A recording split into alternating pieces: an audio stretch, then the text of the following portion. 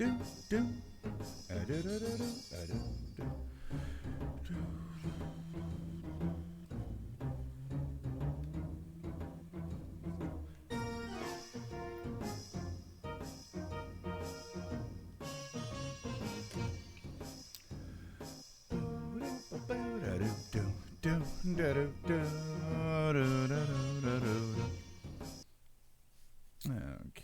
I think we're okay. Hello. Hi, everybody. How are you doing? How are you feeling? Hopefully, everybody is doing well and feeling well. CT, thank you so much. And help with a Twitch Prime subscribe for 41 months. Very much appreciate that. And a 3-stream streak. Nephiloid, Sag with a 5-stream streak. Sky Pirate, Sentinel, Ryan, AGM. What's going on? And Sentinel with the 30-stream streak. Whew. All right. Thank you. And Dragon, what's going on?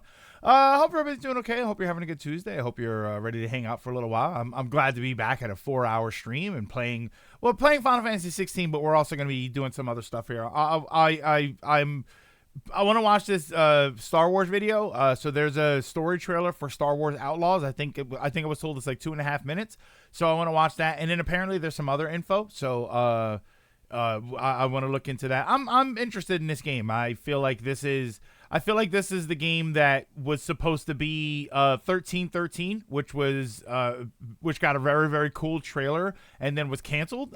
So I'm curious to see what they do with this. You know, a Star Wars game that isn't it doesn't feel like it's combat focused. It's definitely more story focused. It's something that I've been wanting from the franchise for a little while. So and that's not really true because, you know, Jedi Fallen Order was really good, but, you know, it's also Jedi stuff, and Star Wars Outlaws is not going to be Jedi stuff from what I understand, which is what 1313 was supposed to be. And I think that that's something that Star Wars, I love the Jedi stuff. I love the Force stuff, but I think Star Wars benefits greatly, especially nowadays. I think it benefits greatly when they explore parts of the universe that don't have to do with that.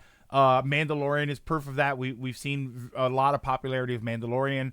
I'm very happy with Bad Batch. I haven't been able to watch the current season, which is going to be the final season, but I was very happy with that for what I have seen. So it's nice to see. It's nice to see the stuff that's not, you know, Jedi and Skywalker and all of that. It's nice to see that stuff get attention, and that was what 1313 was hopefully supposed to be, but it never happened. Let me see here. Hello. So how about that Year of Shadow? I just saw that. I guess they're just going to be doing a lot. I didn't watch the video for it, so maybe we can watch that too. I guess they're just going to be doing a lot of like Shadow the Hedgehog stuff, and I don't know. I mean, I don't know if they're going to remake the game. That's because he's going to be in the movie, right? Isn't that because Shadow's in the movie towards what, the end of the year? So they're probably going to, you know, this is all like an advertising thing for Shadow, but because it doesn't, I'm not entrenched in the Sonic fandom, but it doesn't feel like they ever really cared about Shadow this much until now, right? Was there a year of the Shadow when it was 10 years? You know what I mean? Like, was there a lot of attention? Does Shadow normally get a lot of attention from them? Other than that one game that I feel like everybody hates, and then I feel like some people say that they liked it or they thought it was okay. Hey, Jam, with the 80 stream streak, what's going on? I'm just thinking they could have waited until next year, given that that'd be 20 years since the game came out. I think it's because of the movie, though. I think that's why they're doing that. Anyone else figure out why Amazon canceled? No, I've started seeing more people talk about that, though, and I'm wondering why that happened exactly. Are streaming Wednesday? Most likely not. I don't think so, but we'll see what happens because I don't know what the weather's supposed to be like here. So, I mean, if I'm stuck at home, maybe. But we'll see what happens with that. But typically I don't, just because Wednesday tends to be the day that I can go if I have to run long errands. And I don't have to worry about, I have to run this errand and hurry home in order to stream. So Wednesdays are usually the day that I do that. But if the weather's not really good, I'm going to be stuck at home. So a lot of the time I'm just like, yeah, I'm just going to stream. Yes, like the Year of Luigi. Somehow robot. Yeah, did you see that they posted that? Like somehow automatons returned. Amazon has to be weird on gamers. I just don't understand why. Outlaws isn't on Steam, so my interest in it took a nosedive. Well, it's not on Steam yet. Shadow's in the movie as well as Sonic was this? Shadow is in the movie as well as Sonic X Shadow Generations. Oh, that's right, because they're doing that Sonic and Shadow Generations thing. That's right. Yeah, I completely forgot about that. How bad is that? I mean, that's, clearly I'm not a huge Sonic fan. Haunted Arcade, what's going on, Elliot? When you can, look up the boss theme for Rugrats Adventures in Gameland. The boss theme for Rugrats Adventures in Gameland. Do me a favor. In the Discord, I have a music channel. Just can you post the video there for the music channel? Otherwise, I promise you I'm not going to remember to look it up. Just post the video in the music channel. It's not a good game, but it has things to appreciate. I think Shadow's game is fun. That could be nostalgia for me, though. To this day, depending on my mood, I tend to go back and forward on whether Shadow is a better game than Heroes. Remake Shadow the Hedgehog for the kids. I mean, if you imagine they remake Shadow the Hedgehog, and then there's a mod where it's all Nerf guns, right? For the Amazon thing, I suspect it's an Amazon issue, not a Nintendo. No, I don't think it's a Nintendo issue because it sounds like other people are saying that other games were canceled too. Kind of thing would be tempting for leakers and hackers not to have caught wind of it. It seems like Amazon is under ordering games, maybe because they expect sales to decline due to Switch 2 rumors, but panic when so late in they might not have been able to order more. I don't know. But then why would you? Well, I guess no, because that's why you would cancel them. Because it's not all of them being canceled, so they're probably canceling them in some sort of an order. Yeah, I don't know. I don't know what the situation is there. I don't know. I mean, it could have just been an error. I feel like people were saying that they were canceling other things. I know that was it Kia that was in here and said that Paper Mario, something else, and Endless Ocean. Was it Luigi's Mansion? Might have been Luigi's Mansion and Endless Ocean. But I think they're all on the Switch. But yeah, I could have sworn I saw somebody say that it was like a PS5 game, but I don't know. Thank you. It's in. If Shadow uses a gun in a movie, it could be a good nod to the game. I think that would be kind of interesting. I think that would be, maybe you have that happen towards the end of the movie, right? Maybe Shadow's doing his Shadow thing, and then at some point he picks up a gun. And he's like, and then he starts using it, and it's like, oh man, he likes guns. Wait, oh Marcos, that was you. Okay. I suspected something was up because Paper Mario Thousand Year Door stopped being able to be pre-ordered 2 months ago on Amazon. It went unavailable, so I felt something was up. I guess who's putting up some Star Wars posters right now? Me? No. Hey Flip. Start for what? Outlaws? Are they posters for Outlaws? Are you gonna grab me a poster for Outlaws and then yeah, I'm excited to see this trailer, and I'm curious to see what it looks like. Yeah, the cancellation thing is just very strange. I feel like that's just randomly out of nowhere, and we don't have precedent for that, right? They've never done that before, where they just randomly cancel, or have they done that before? It sounds familiar. Have they done that before? Have they done it before for such a high-profile game? You know what I mean? Like, this is a relatively high-profile game. I think so, but I don't know. TT, it's going. The problems never stop rolling on, but my mood improves about them, I guess, maybe. Shadow NRA member. Here's my thing. You can skip stages you don't like once you know them enough. The weapons make the combat a lot easier. Every playthrough is essentially shorter, and some gameplay mechanics are just overall better. It's things like having to play all paths 2 times each, and having a final story where I think it's worse than Heroes. Oh, okay. I wasn't sure. I hear people trash Heroes. Not trash Heroes, but I hear a lot of people that say they don't like the 3 character thing in Heroes, where you have to switch around. They would rather have something that's a bit more stereotypical when it comes to the structure. So I feel like that alone brings Heroes down for a lot of people. I got a source getting me Silent Hill 2 remake promo stuff from GameStop when they start getting rid of those. Oh, yeah, that's always good, isn't it? I'll see when we eventually have to take them down. I did get posters of Cloud and Zach with a copy of Parappa the Rapper 2. Parappa the Rapper 2. With manual for $30 with warranty. Parappa the Rapper 2. What a good try. It was an okay try. It just wasn't as good. I don't know. Parappa 2, I like what was wrong with Parappa 2? Like the music wasn't as memorable, the gameplay wasn't as memorable, or were we just so wowed by the first one because it was something so new and different and interesting that 2 was, two was literally what was 2 the second game syndrome. Was there nothing wrong with the game, but it was the second one. We didn't have that surprise of the first one. We didn't have that feeling of, oh my God, I've never seen anything like this before. We'd literally seen something like that before. I had Red Dead come for the Switch today. I'm waiting for my Amazon. I'm waiting for Amazon today. I should be getting my memory card, and I won't get the memory card reader, like the replacement reader, until next week. So we should be able to test the memory card and see if it's, hopefully it's just the memory card, because I really don't want to open it up and replace the reader. And I'm getting a couple other things. I want to see if they're supposed to show up, and I'll show that off when I get it. If I'm being honest, 2 is better than 1. I didn't even know there was a second one. Yeah, on PS2. Do I have it? Do I have that one?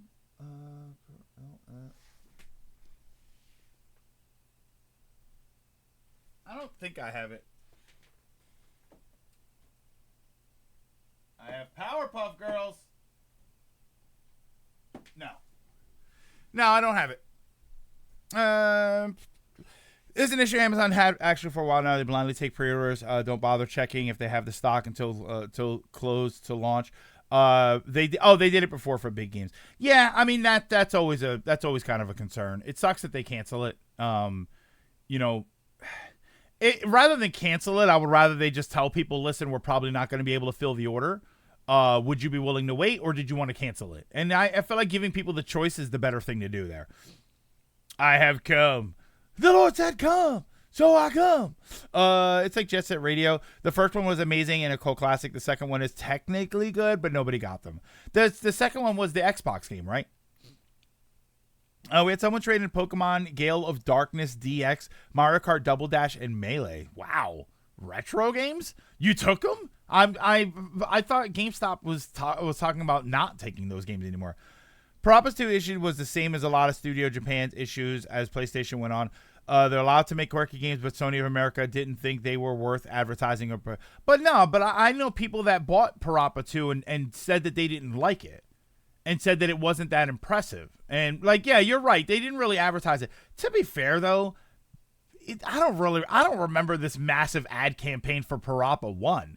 And I would argue that Parappa 1 was more of a cult classic. It was weird. It was like, it was cult classic, but everybody knew it. Does that make sense? Like it wasn't this underground thing. It was this it was like the worst kept secret, right? Parappa always felt like this thing, like, and I'm talking about, back in the day when it was new, or in the few years after.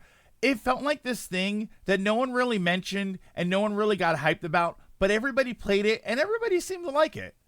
It's so strange. Yeah, Hope Gale of Darkness got them a pretty penny. Before you got an IRS on it, Xbox was good back then. Whoa. AGM, you're welcome here, but let's watch it with the lies, all right? Let's if we're going to start making stuff up, I'm going to say that the Wii U was the golden age of Nintendo, as long as we're making things up here. Talking to many didn't end up playing it. Parappa 1 got pushed decently for the time. It was special for Sony at the time. Because it was special for Sony at the time. I'm sure they got, what is this? A spit and a punch in the face, and he still had some change back. Yeah, right. All right, so you know what? No, the OG Xbox was good. No taxes there. Oh, man, I don't know about that one. I don't know about that one. The OG Xbox, let me tell you something. The OG Xbox was a semi-decent piece of hardware. It was probably a little too big for its britches. Physically, it was a little too large. The Duke was, I don't care what kind of nostalgia you have. The Duke was a terrible controller. Assuming your hands were even big enough for that controller to be comfortable, the button layout was atrocious on that controller. It was not a good. I love that we talk about like the revisionist history, this thing where later on down the line people are like, oh yeah, it was always good. No, that was a garbage controller. It's a fun laugh. You look at it, you chuckle about it. Everybody had their nicknames for it, but that was a bad controller, and it was worse considering the fact that was the OEM controller that came with the system. You can sit there and you can rattle off a whole bunch of terrible controllers, but none of them were the ones that came with the system. I love in Lilac, and that's the problem. I like the Duke, but I have big hands anyway. It was bad, but I loved it, and that means it was bad. It was a bad controller. If you enjoyed the controller, that's fine. But as far as controller aesthetics and ergonomics go, that was a terrible controller. That was there's a reason. There's a reason we don't do any of that anymore. We don't make the controllers that big. We don't copy that button layout. We don't have the black and white. No, there's a reason we don't do any of that anymore, because it was bad. It was terrible. In fact, I have proof the Duke was the best. Xbox took the complaint with the Duke and made a 10 out of it. And no, and Somber, here's what's crazy. You mentioned the 360 controller. They made a great controller before the 360 controller. The Xbox S controller, the one that replaced the Duke, was a fantastic controller. That is a terrific controller to me. I'm still not a huge fan of the black and white buttons being a little like smaller and offset, but I think that was a great controller. So weird when my computer just ramps up for no reason. Oh, you mentioned that about, okay. I'm playing Crash 4 and it's just, the S controller for the OG Xbox was pretty good. I love that one. PS2 and PS3 4 Sony saw Studio Japan. They made quirky stuff, so we just do mature games, and then we would see. Jim Ryan felt it was just a waste of resources. Well, that's a Jim Ryan problem though. But it still comes down to the same thing: is that the game was poorly advertised. I'm playing Crash 4, and I can say I hate when games use a collectible as a background object. Original Xbox controller was bad. It was not a great controller. The button layout was just not good. The second model was the S controller was the one. I thought, well, no, it was it wasn't the Xbox one. It was it was the controller. What other companies can you swing like a battle axe when you start losing to people?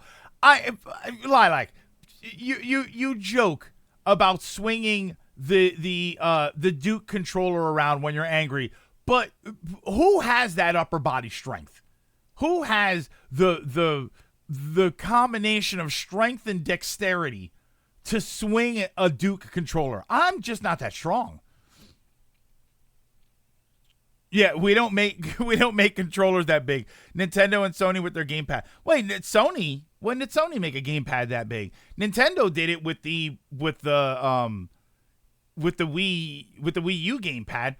But then the Wii U gamepad was a whole separate can of worms. That was a problem. And to be fair, you didn't technically need the gamepad for some games. If you were going to play other ones, but you also kind of did, so it's not really the same thing. But N64 controller was awful too. I always felt like, I always defend the N64 controller because I didn't play. There are no games that require the D-pad. There's very, very few games require the D-pad and the analog stick and the trigger button. So I never felt like that. Like, obviously that's the joke that you need 3 hands, but I never felt like I needed 3 hands for the N64 controller. I was always fine with that one.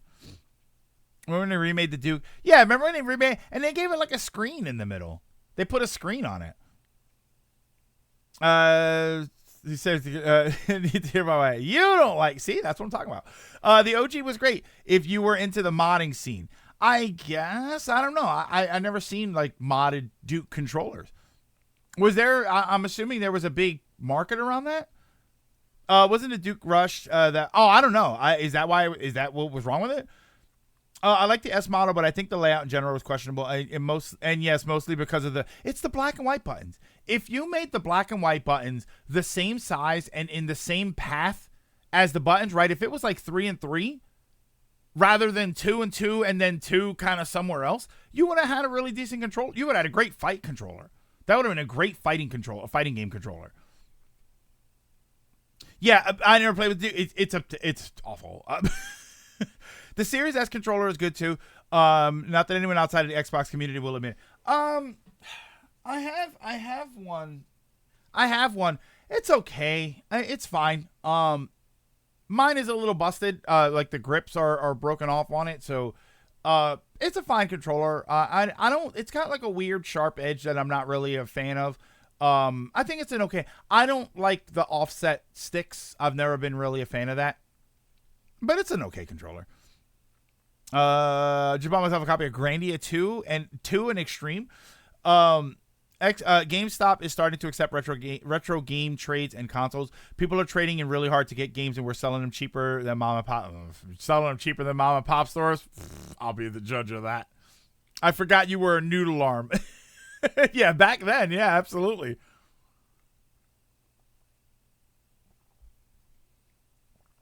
Because both the black and white buttons and the start select buttons, both pairs being on the grips where your hands are supposed to go. No. Do I have mine?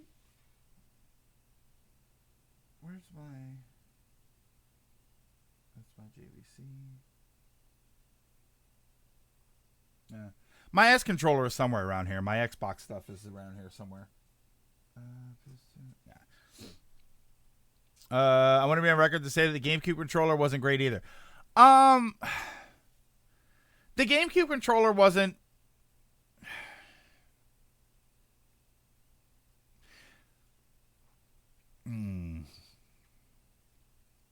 As a general controller, no, it wasn't that great. The GameCube. Here's okay. I'm trying to say this without having everybody attack me. The GameCube controller was great because the games were designed with that controller in mind. They were designed for there to be very clearly an important giant button, a small cancel button. The X and Y were very clearly support buttons. Like the buttons were not built on that controller to be the same. It was very clear what the action button was. It was very clear what the cancel button was, and it was very clear what the support buttons were. Which is weird, but then the games were built for that. They were designed to use the same or similar structure, so it ended up kind of working. Ronan, rating with a party of 2. Welcome from Ronan Stream. I hope everybody's doing all right. Hold on, let me go back up. Yeah, mom and pop stores are expensive now. The OG, yeah, you're right. The OG system as a whole was highly moddable. That was where the remote turn on for the 360 cam. Oh, okay, I didn't know that. I think the Xbox Series controller is my favorite. So comfortable. I have used the Series. What am I saying? I have a Series controller over there. I still have Mark's Xbox. How to jump ahead a little bit here. I thought it was, but I haven't looked at the Duke in a while. I mean, most economic arcades are just modded Xbox in a cabinet. I mean, yeah, that's the hardware itself was great. The Xbox hardware I thought was pretty good. Well, I mean, it was fine for what it was. It was like somebody said, it was very moddable. Mine had a mod. It had a soft mod in it, but it doesn't work anymore. But I've seen the ones that were like chipped up, and I've seen people build PCs in them. I have seen them as arcade / MAME machines. They're really cool. Like I would love to have one just specifically to do that. I've never been a massive fan of the DualShock 4 and 5. It's not bad. Just never found them as great as any. I love the 4. I don't think the 5 is that awesome. I feel like the 5, I like the 4 better, to be honest with you. As far as this controller, I think is terrific. The DualShock 4, I think is fantastic. The 5, I don't hate it, but I definitely don't like it as much as the 4. We're forgetting that the Wii had a Wiimote and nunchuck that gave you the ability for dual wielding, and then it gave you a screen at the start of every game telling you not to hit someone. Yeah, you're right. As far as weapon controllers go, the Wiimote with the nunchuck. I mean, it was literally called a nunchuck. What better weapon would you need in a controller fight? Gale of Darkness is being sold here for 100. Mom and Pop's 250. Yeah, that's actually not bad. You didn't throw out the box, did you? I hate that GameStop sells games without boxes, and they used to throw them out. GameCube controller is my favorite. I feel like the GameCube controller was hype. I think the sticks on the GameCube controller felt a bit too loose. I didn't think that the sticks were too loose. My problem is there's one stick.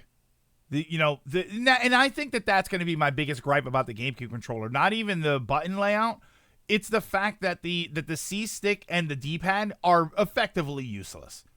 You can't, especially nowadays, you can't really use them the way we use dual sticks now. You can't. That D-pad to play games on that D-pad is the bigger your hands are, the harder it is. And I have big hands. Actually kind of prefer the Switch Pro controller over the game. Oh, I love the Pro Executor.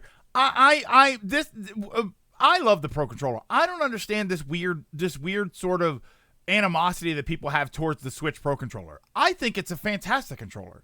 I don't know what's wrong with it. If you tell me you don't like the GameCube controller, if you don't like the N64 controller, if you don't like the Duke, I can look at those controllers and see, yeah, I can see why. I don't see why people don't like the Switch Pro controller. I don't understand it. It's a pretty general layout. Both sticks feel fantastic. Sure, the drifting, but the drifting is a lot of companies with a lot of controllers. We're not talking about whether or not how the controller feels as far as whether or not it functions. How does it feel as a controller? And I think it's a great controller. I never understood this weird hatred that people have for the Pro controller. Yeah, there you go. And it's so weird. Wow, that's such a strange controller. The Duke that you're looking at right there. Why are the buttons, I don't know, why are they up? They're in 2 rows up, but then they're not straight up. It's off to the side. It's such a strange layout for those buttons. Oh, I'm sorry. There is no DualShock 5. It's the DualSense now. That's what made me feel this way. It made the 5 made me go. Using the 5 made me go. I'm not a fan, and it made me look at the 4 different, not bad, in a different light. Totally opposite. Rather the PS5 over 4. 4 is just a DualShock with a touchpad, which we established yesterday. I hate the touchpad. But the touchpad's not necessary. It's not like games require it. I don't think that the touchpad gets in the way. I just think as a touchpad, it sucks. We're releasing a certain controller. Are you getting? Did the silver DualShocks ever come out? The Switch Pro controller, Executor. It's like the prototypical controller, in my opinion. Is that the one? People hate the Switch controller itself. The Switch controller because they hate the Switch itself.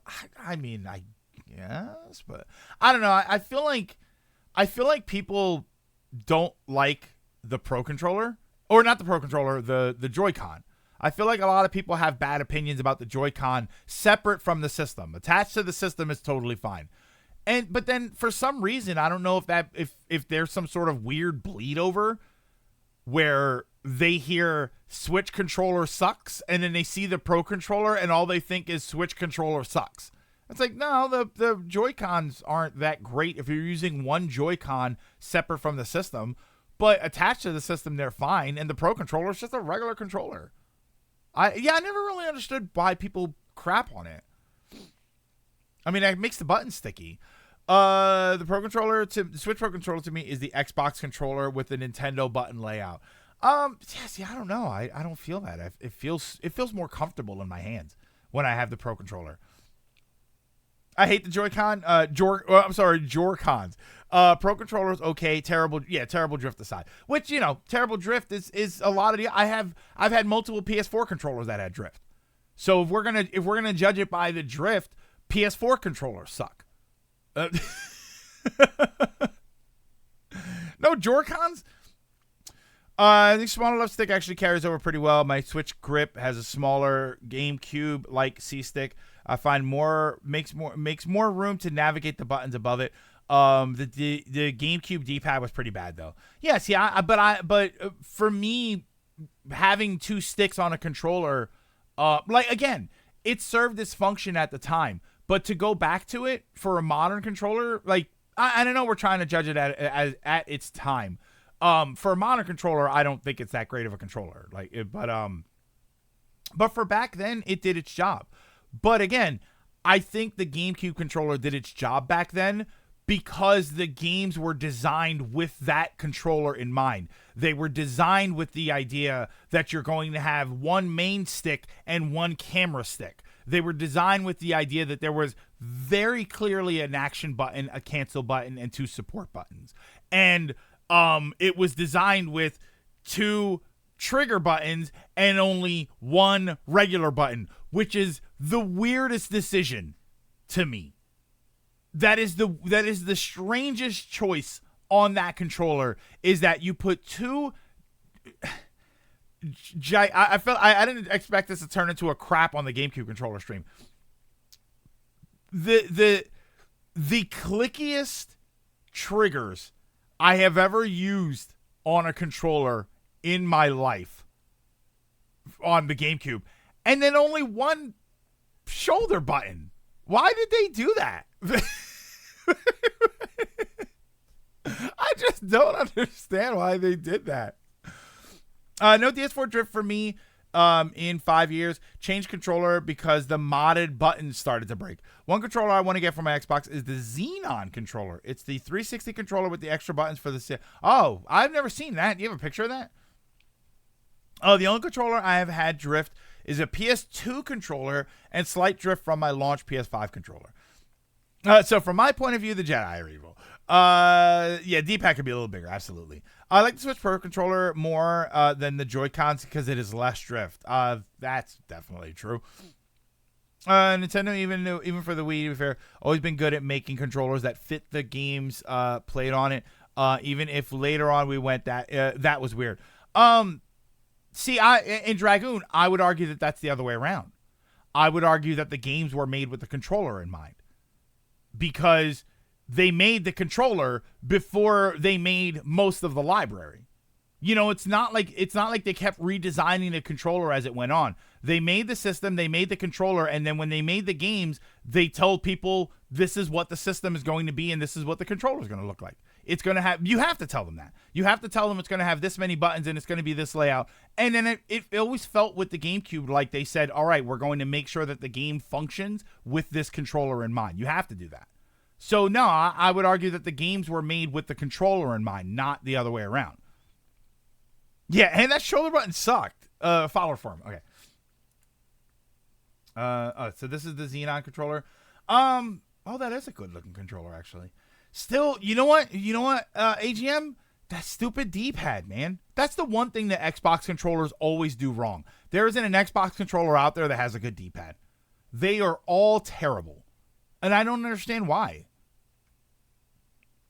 The thing someone said about the Pro Controller just being the Xbox controller with Nintendo buttons on it, that's false because I don't need to buy 1 million batteries. Yeah, it threw me off when the triggers are clicky and the shoulder button is stiff as hell. We talking about Ape Escape? I mean, we can talk about Ape Escape, right? Like Ape Escape. Ape Escape's a good example where the game and the controller were almost made in sync, but then look at all of the games that came after it. And they were like, oh man, we dual sticks. We can work on this. And to be fair, yeah, I guess you could say that in a way the Sony games were kind of made that way too, with the dual sticks in mind. But I feel like that kind of loses weight when you realize that that's kind of what everybody started doing. Dual sticks Sure, it started with Ape Escape, but it quickly became the standard. Very quickly became the standard. And I think 2 sticks on a controller. I think 2 sticks on a controller is the best innovation that controllers have had since video games began. I don't think that there's been an innovation to game controllers that has been more significant than 2 sticks on the controller. Prior to that was probably the SNES controller putting 2 shoulder buttons on it, and then the PlayStation controller having 2 more. But 2 sticks on most recent Somber. Most recent. Yeah. The D-pad. See, and that's the thing. The D-pad was the most significant thing to happen to video game controllers, and then dual sticks kind of began to dominate that, and then D-pads became used for something else. But I would say that dual sticks have been the most significant thing to have happened. It's the last. Well, no. What I say, I'm sorry. I'm talking out of my ass because I'm going back and forth here. What do I think that they're the most significant? Yeah, I think so. I think the D-pad is great. Obviously, very, very significant, but I think it's still possible to use a stick instead of a D-pad, especially if you've got an 8-way gate so it clicks in the 8 position, so that makes it easier if you want to play like platformers or something. Still not as good as a D-pad, but still playable. And I mean, for a lot of games, the D-pad has just become 4 buttons. You know, when you play a shooter or like a Soulsborne game, you know, what do? You use 2 sticks, and then your D-pad is just buttons. I'm going to use my heals. I need to swap weapons. I have left and right. Like it kind of just functions like 4 buttons. For platformers, for 2D games, the D-pad 100%. For fighting games, that's probably a controversial one. For fighting games, D-pad 100%. I love the D-pad for fighting games. Because it's basically 4 buttons. But yeah, if for everything else, there's 2 sticks, right? It's like a MasterCard commercial. Yeah, it just speaks to the versatility of the D-pad. So I don't know. That's a good question. Do you think that? What do you think? That's a good question. What do you think was more significant to video game controllers? 2 sticks or D-pad? That's a good question. Because analog controllers didn't really start until midway to PS1 life, and thus every PS1 game had to work for people that didn't upgrade the controller. Yeah, you're right. You're absolutely right. I think the D-pad. I'd say 2 sticks. Rechargeable batteries. I mean, you're not wrong with rechargeable batteries. Hold on. I'm actually gonna put a poll on this on poll. Ask a question. What was the most significant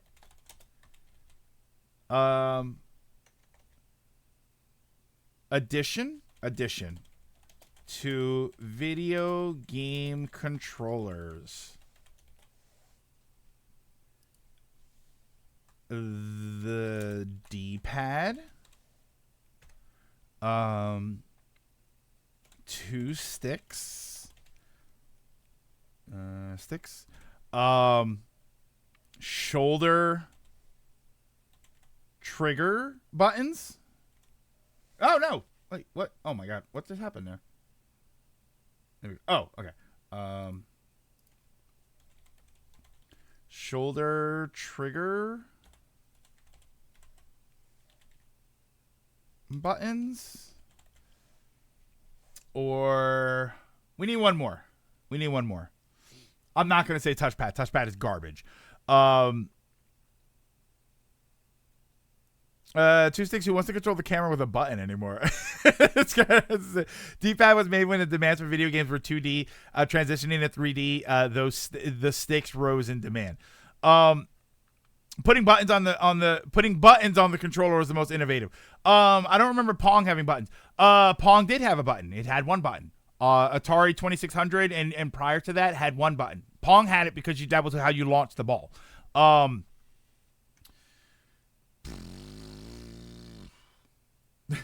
Should I put rechargeable batteries? I feel like that's kind of cheating. Ooh, vibration. Ooh, vibration.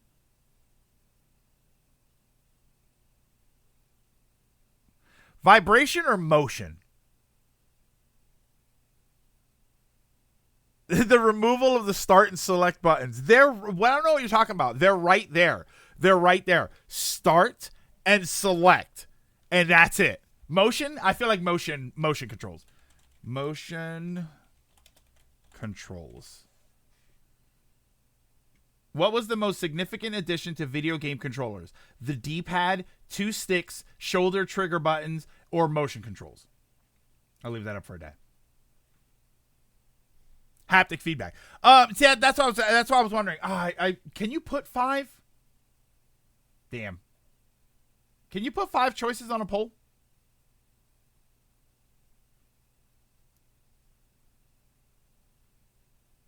Yeah. Copy. Can you put 5 choices on a Twitter poll?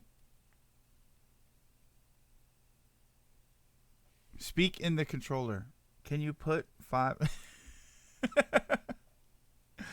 I don't know if you can. I don't want to delete it. Just I'm using tilt controls. Hang on. It's only 4. That's what I always thought, right? Yeah, okay. Then I won't delete it then. Okay. I was gonna delete it and add vibration and motion, but interesting.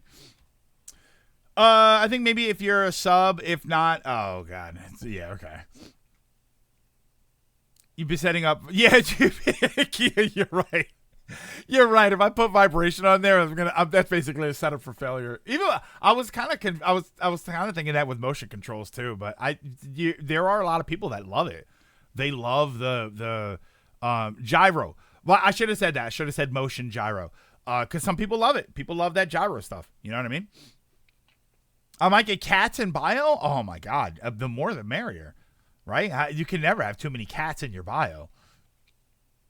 All right. So here's what we're going to do. I am going to switch this over because I have the wrong screen on.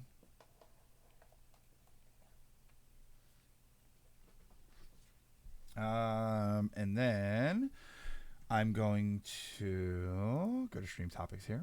I'm going to grab this video. I'm going to put this video. Where am I putting this video? I think I'm putting it there. Hold on. I think I'm doing that. Right? Yeah.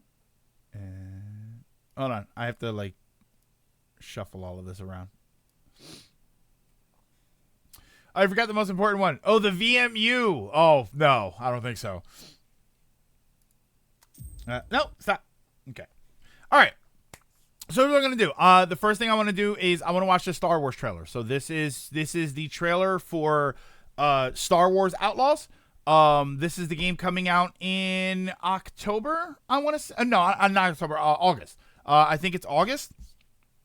This game's supposed to come out. I'm pretty interested in this. I've been waiting for something about this game, so I'm kind of curious to see what happens here. I think it's too early for haptic to be considered. I wouldn't say haptic. I would have just said vibration. Yeah, I feel like haptic I don't think is as significant, especially considering right now only one company's doing it. But right now, haptic, I'll be honest with you, right now, haptic still feels like a gimmick. It's literally one console and one company doing it. It still feels a little gimmicky. Let's see if it takes off. It's not a bad gimmick. I'm not a huge fan of it, but it's not a bad gimmick. But it doesn't feel out of the other choices. it's like somebody said, if I put haptic on there, if I put vibration on there, like I feel like vibration would do better than haptic. I feel like there's just not anybody that's really gonna care that significant. I'd be setting it up for failure. You know what I mean? Yeah, Xbox apparently is gonna start doing haptic.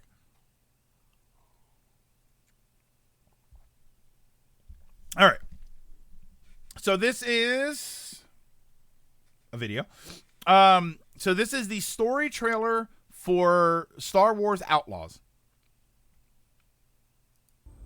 Each of you represents some of the most powerful criminal organizations I don't know why it looks in the galaxy. kind of. Pikes, Crimson Dawn, Hutts. Oh, let me see if the volume's. It's a golden age for the underworld. The Empire controls every corner of the galaxy, but they're distracted by a rebellion that won't quit. It's an opportunity to make millions. Hopefully I don't get in trouble when I put this up. Kay Vess, the underworld's favorite new scoundrel. We meet at last. What do you want? It's looking pretty 30 FPS, huh? They're new, rich, and lethal. You crossed their boss Sliro, and now he wants you. Is that Nicolas Cage? Rob his fortune, buy your freedom. This job, it's a death wish. I'm in. Okay, so they nailed down the time period exactly. Your reputation. You want to survive? Know the players. You're new to this world. What's your problem? Come back when you're not. Jabba, right? Look, don't try anything. I got a whole crew surrounding the... Okay, we're skipping that part. For about as long as I can remember, it's just been me and Nix. Doing what we have to survive. This job is my one shot at freedom. But if we're gonna pull this off, we need the right crew.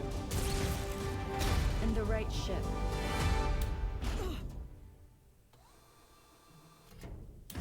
Yes. Hang on. I hire you because you are one of the best hunters in the Outer Rim.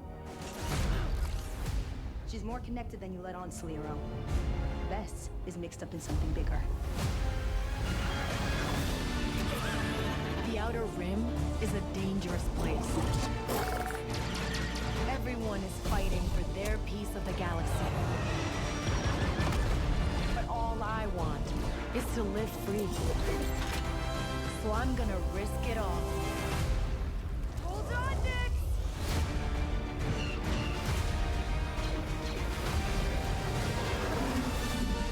Star Wars Outlaws pre-order available now. And they'll cancel it immediately after. That was good. That was good. I think that looks awesome, man. Helldiver. Yeah. I'm getting commercials about some add-ons for Helldivers, which is crazy. Zero gameplay. I think that was in-game footage. I think that was in engine. So yeah, I don't know. I as far as like gameplay graphics go, I think that's exactly what we were looking at. I think it looks good. Well, GG, that was a story trailer. They flat out said that everybody knew that's what it was going to be. That was just the story trailer. So I'm not going to crap on them for that. That's you know what I mean? They've said that's what it was going to be. That was all in game, and we had gameplay months ago. Yeah. So that we knew that was going to be that. That was good. I think that was really fun. You know, it seemed like there was a lot of humor. I'm curious to know how long the game's going to be. They locked down a time period, so we know that it is absolutely in between Empire and Return. So you have a good idea of where all of the other characters are, which I do like that. I do like that because it does. That's loud. Oh, I still have the volume up. It's a good reason for why, hopefully, and I feel like I'm going to get in trouble for this one. It's a good reason for us to not see the main characters, the main characters of the time period, right? I don't think there's any reason for us to run into Luke and Leia. Well, I mean, technically we ran into Han. But you know, you got Java, right? But I'm happy with what I saw right there. What's that Switch Star Wars game that's supposed to come out called? Which one? Which one? Switch Star Wars game. Hunters? Do you mean Hunters? The one that's never going to happen? Fun. I find it funny how Star Wars media keeps shifting between fashion from the 80s, 2000s, and 2020s. Well, they're all products of their time. Well, I mean, see, you're saying, it's funny, Stone, you say 80s, but OG Star Wars, that era, was more inspired by 70s. I mean, look at the Imperial uniforms and the haircuts and the mutton chops and stuff. That's very clearly 70s because it was a product of its time. That I think that the Empire designs are a good example of what do we call it? Retrofuturism, where this is what they thought the future was going to look like back then, even though technically Star Wars is a long time ago in a galaxy far, far away. Hold on, let me go back up here. Prices and what's different. Oh, so this is Lilac. Is this what you were telling me was also here? Hang on, I'm gonna do that. I'm gonna put that there. So that's this that you were telling me about. You said that there was more information that came out about it, right? Yeah, I understand why, but without context, it's fine. I think the same thing when I watch Rebels. And you see the Imperials and you see their, all of when you see their whole design, it's like, it's funny because without context, it looks strange. But then you remember that Star Wars was made in the 70s. Okay, so released on August 30th. So PS5, Series, and PC. Not a surprise there. $109 for the Gold Edition. That's it, which I think this is this is my most hated. You can argue about a DLC and you can argue about all kinds of things. I think that this thing that they're doing with this, you pay an extra $40 and you get 3-day early access. I think this is absurd. I can't stand that that's a thing. And then the Ultimate Edition, which is the Gold Content Plus, Sabak, Shark, and Rogue Infiltrator bundles. Is there pictures of all of this stuff? I don't know if there's pictures of any of this stuff. It doesn't look like it. Likely in the link. Let me see here.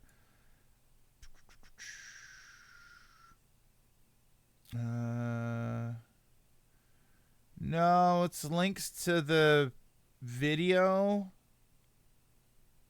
And no pictures of the stuff. It's just links to the story trailer and whatnot. Let me go back up here. I remember Star Wars prequels having a 60s diner. Episode 2 has the 60s diner with the Dex Jetster was the diner owner. He was the what the heck was this race called? What were the what was Dex's race called? It was Pong Crawl was the same thing, but I don't remember what the race was called. Yeah, that was like do you want a cup of Java juice? That was episode 2.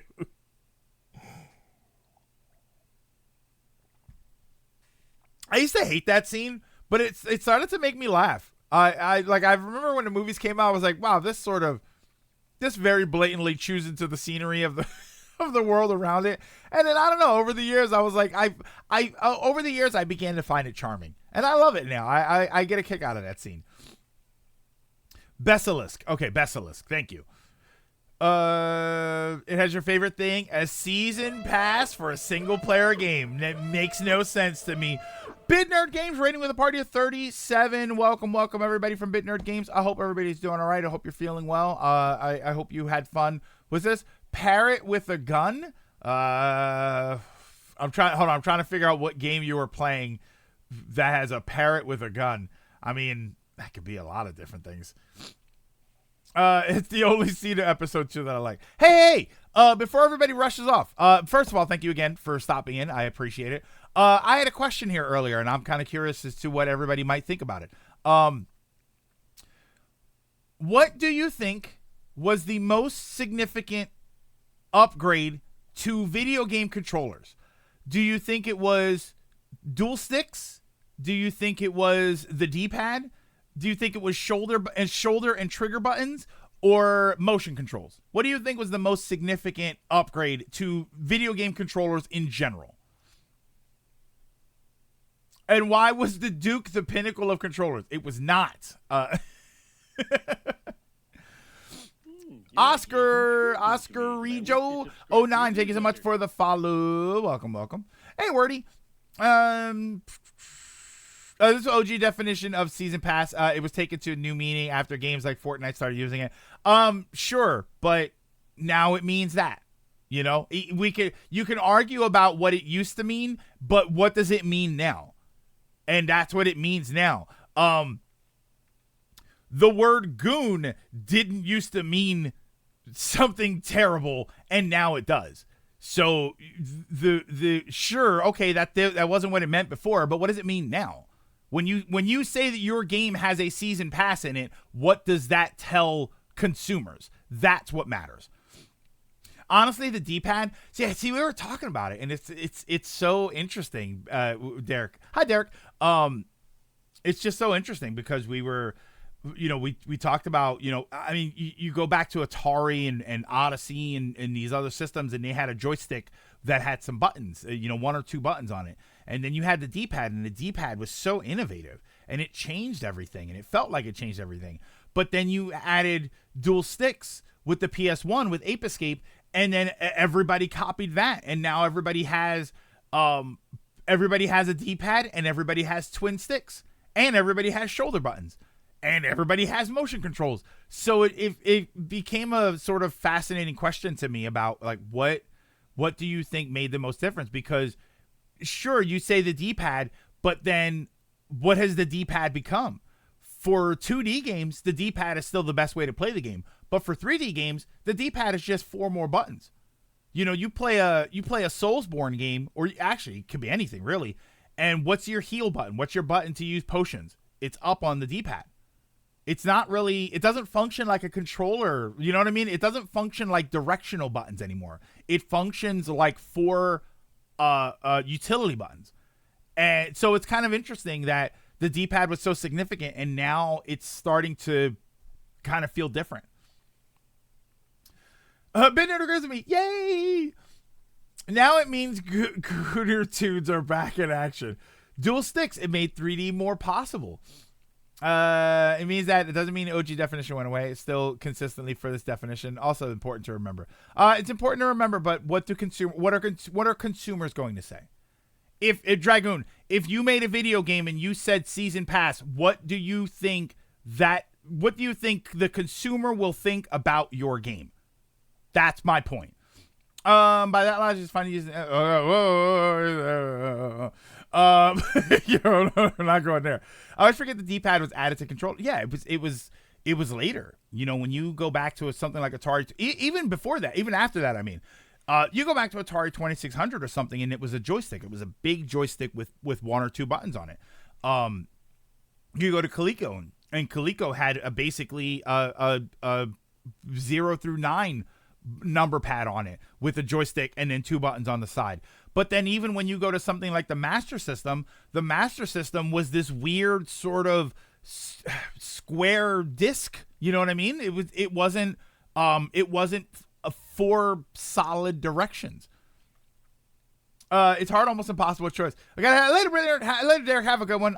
Thank you so much for hanging out with us. This is your official site. Span your galactic journey with the Season Pass. Unlock 2 additional narrative expansions coming after the launch, a Day 1 exclusive mission with Jabba, and additional cosmetics for Kay and Nyx. Only available for pre-order with Gold or Ultimate Edition or with Ubisoft Plus. Yeah, or with Ubisoft Plus. Oh.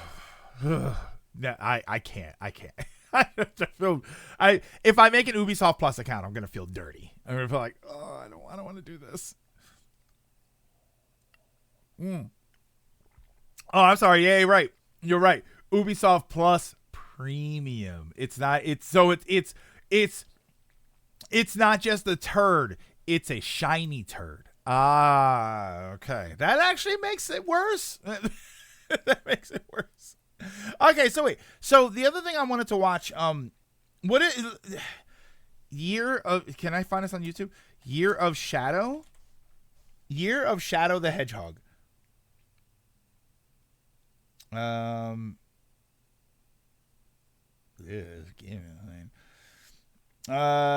is this? I see this stuff for like 2 months ago. I need the video for this.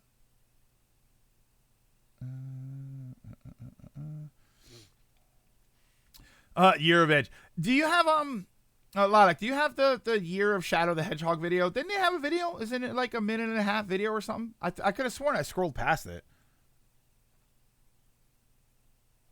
Let me see here.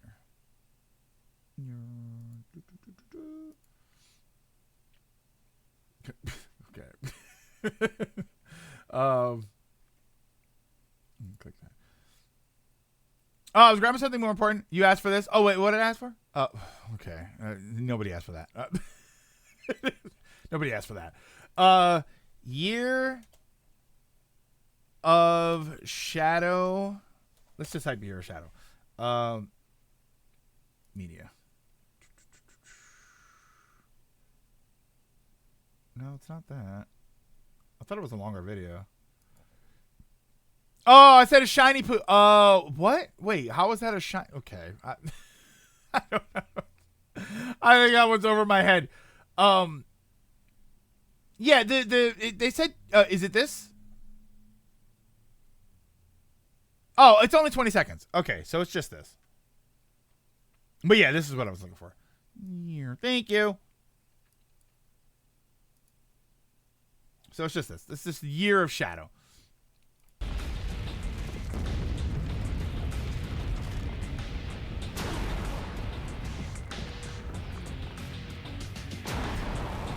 Look, this is where he's been the whole time. Sega forgot he was in there.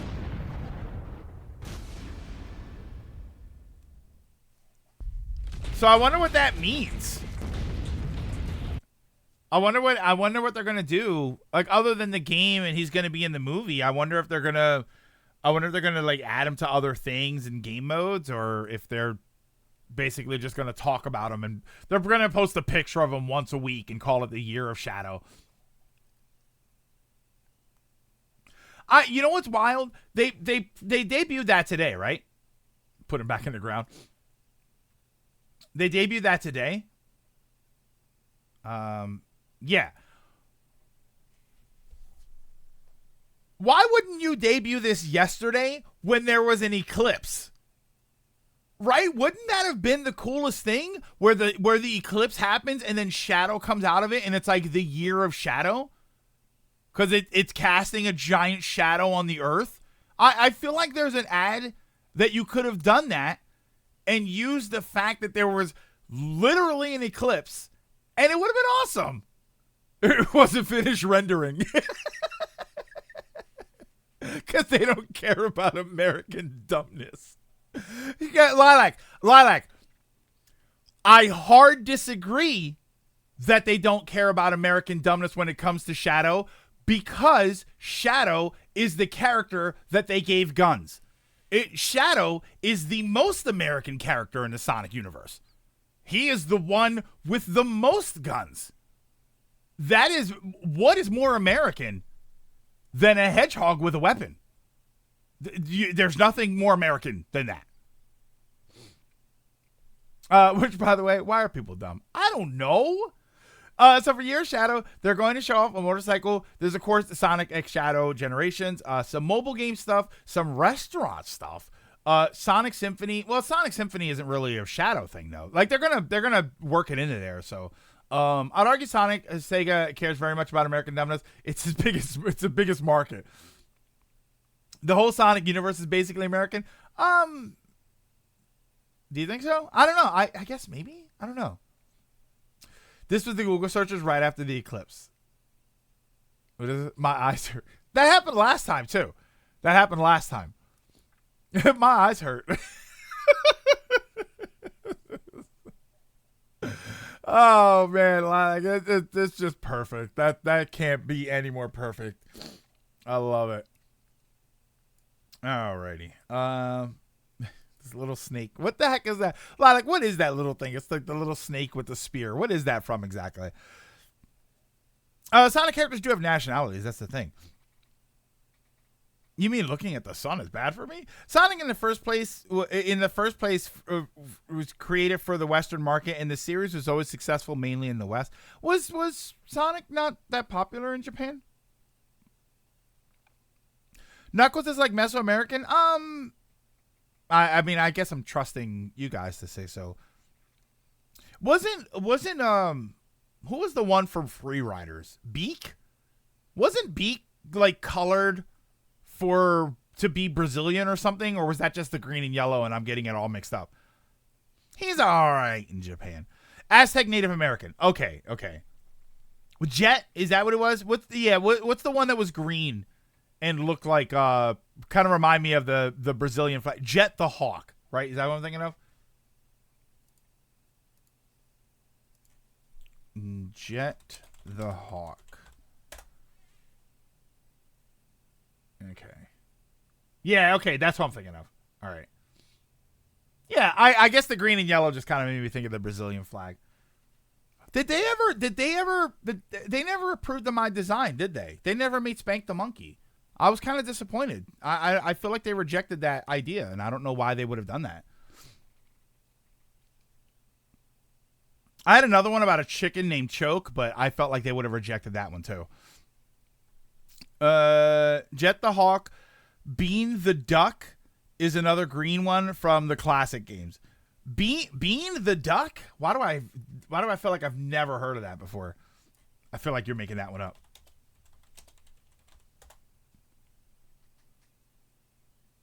Wait, that's a thing? That's a real thing? Bean the Dynamite. What the hell is that? That looks like a young Jet. He's a woodpecker? Is that what he is? Is he a duck or a woodpecker? I guess he's a woodpecker. Sonic has a lot of wacky characters. I mean, of course, they rejected mine. Flick the Bean. Some call me Johnny. Thank you so much. Hey, in the hunt with a tier 1 sub for 5 years, 60 months. Thank you so much, John. Very, very much appreciate that. John, you're a Sonic guy. You're in the Sonic know. Why did they reject my idea for Spank the Monkey? I don't understand it. I feel like that's a solid idea. I don't think there are any monkey characters. I don't understand. What's wrong with it? He didn't know, so he was Deadpool of the Sonic world for a while. Now he's just a little kooky. So I went above and beyond with the design and called it. They didn't reject my idea. Jump the shark. Because Rocco's Modern Life already had the patent. Oh, okay. That makes perfect sense then. I will never step up. I'll never step on Rocco's Modern Life. Yeah, jump the gun. That would have been one of Shadow's friends. That's Shadow's custom chow is jump the gun.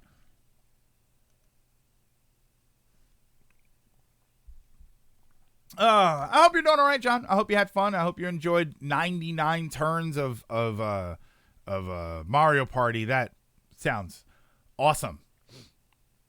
That's what Shadow calls his rifle. Jump. I'm glad people don't hate Big the Cat anymore. I think people hate that mini game, but I don't think they hate the character, really.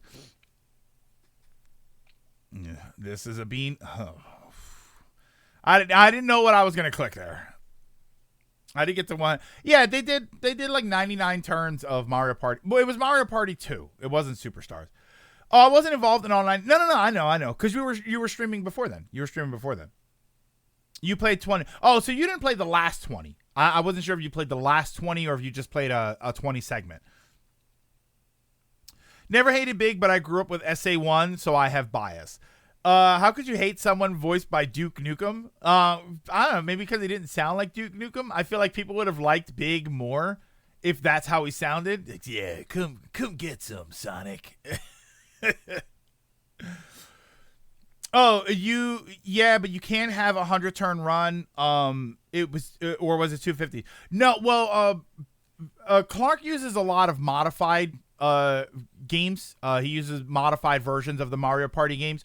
So there's a chance that he might have made a 100-turn version of the game. I would have to ask him if Clark happens to show up today. Just remind me. Oh, and John, if you get a chance, go over to Twitter and look at the poll that I posted and give me an answer. I'm kind of curious to know if you're still here, John. Give me an answer as to what you think about the poll that I posted. Not so loud. Nintendo might be listening. I have an idea of Big using his fishing rod as a grapple hook for platforming. I mean, that's kind of cool. I do like that. Still need to learn how to do that. I know Mario Party hacks are a bit weirder than others. Yeah, but he does a lot of that stuff. That's how whenever we do the Mario Party for charity stuff, it has like our pictures in it in different colors. We did like the Christmas with everybody was wearing Christmas colors. Someone around me an open world game about Big years ago. Years before Frontiers came out. You know, it's funny you say that, like using your fishing rod like a grappling hook, and it kind of makes me want a fishing adventure game. You know, where you do exactly that, where you use your fishing rod and you upgrade the rod, the reels, the line, and the hooks, and as you do that, you can grapple to more areas. You can grab further. This is kind of cool. I kind of like this idea. 100 turn drunk Mario Party for SGB. That is awful idea.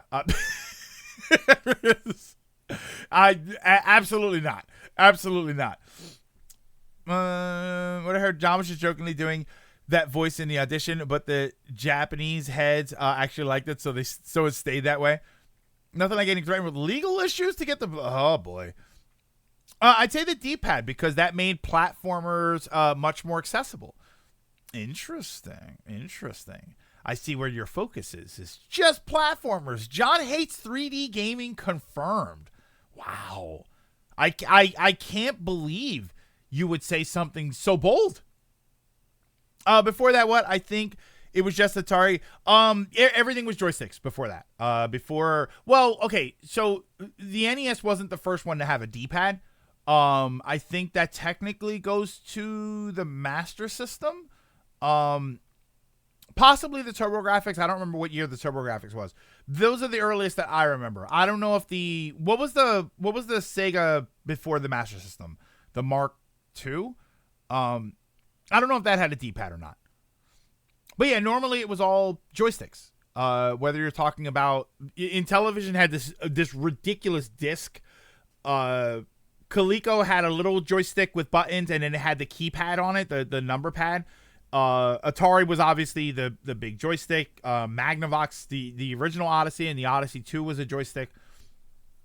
Yeah, I think around that era, that was when you first started to see D-pad. The Master System wasn't exactly the D-pad, but it was the closest thing to the D-pad before Nintendo actually refined the idea.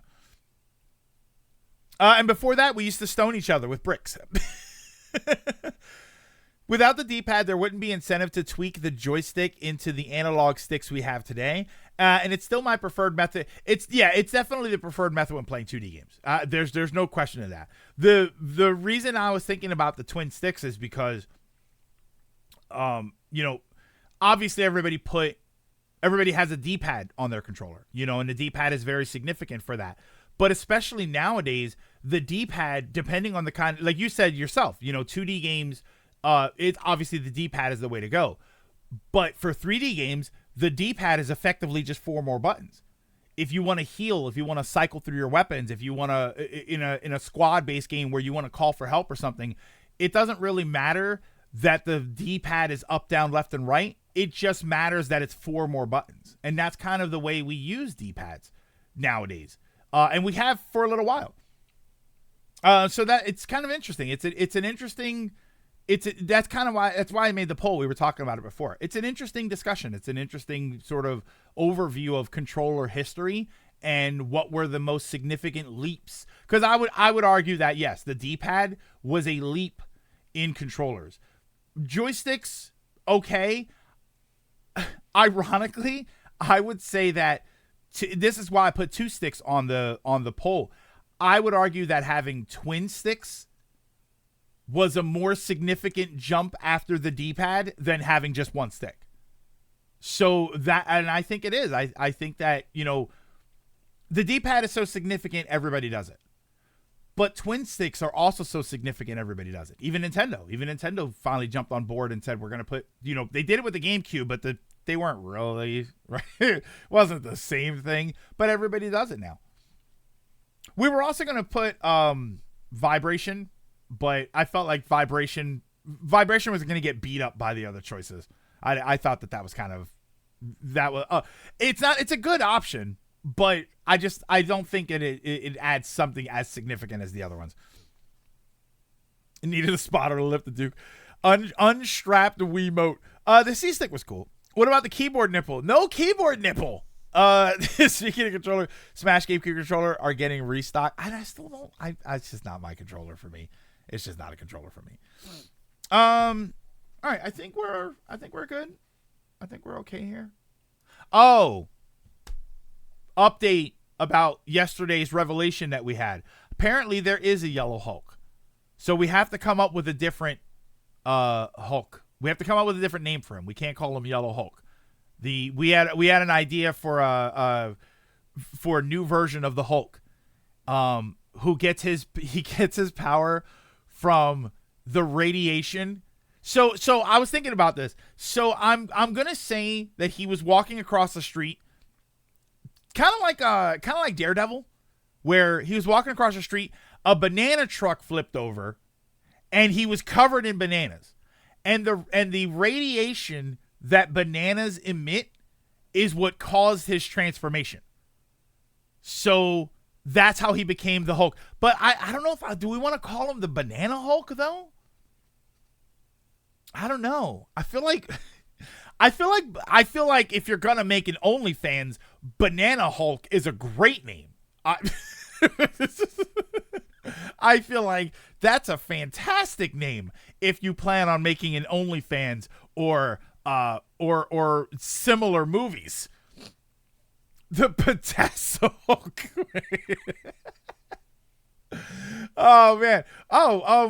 I mean, the Potassium Hulk. Mustard Hulk? No, because it can't be mustard. It can't. Yeah, because that would sound like he got his powers from mustard gas. No. It's gotta be banana themed. He can't be Banana Slammer because that's Donkey Kong. Asbestos Girl was a thing. Why not Banana Hulk? I mean, I guess, but Banana Hulk. I mean, I guess so. Oh yeah, because the K in Hulk could be for potassium. Ooh, how about Banana Hulk with 2 Ks and he says the second, that's his catchphrase. He's like, the second K is for potassium. Oh wait. That's a secret cabinet. Stone. Oh, I was gonna make a very crude joke there, and I'm not gonna make it. Does that mean he goes brown in the sun? No, I liked the idea that I like the idea that when he fights, he has to take injuries and like his skin peels, because if he doesn't take injuries, he gets all brown and squishy and gross.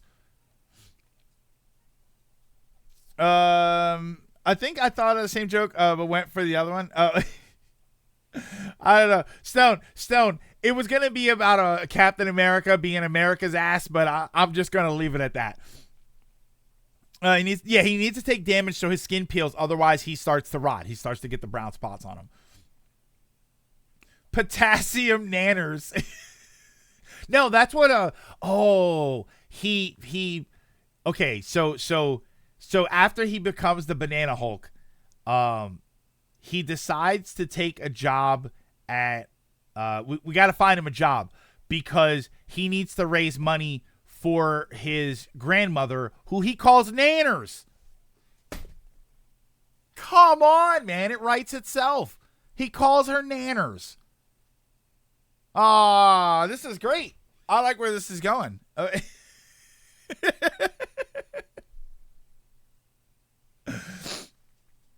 Entering a meeting with this conversation blaring in the background wasn't the best idea. Oh, if you're in a meeting, hello everybody in the meeting.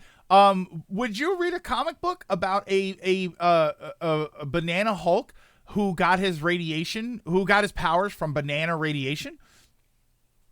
He works at a fruit market. Yeah, fruit market might work. A fruit market might work. I think so. You know what? Banana Hulk will be brutal because instead of smashing, he peels it. Oh my God! Wait, hold on. Now it's getting. Wait, now he's flaying people. Wait, this took a dark turn. It writes itself, but will it sell? I mean, well, the question you want to ask yourself, KH, is: does any of this sound appealing?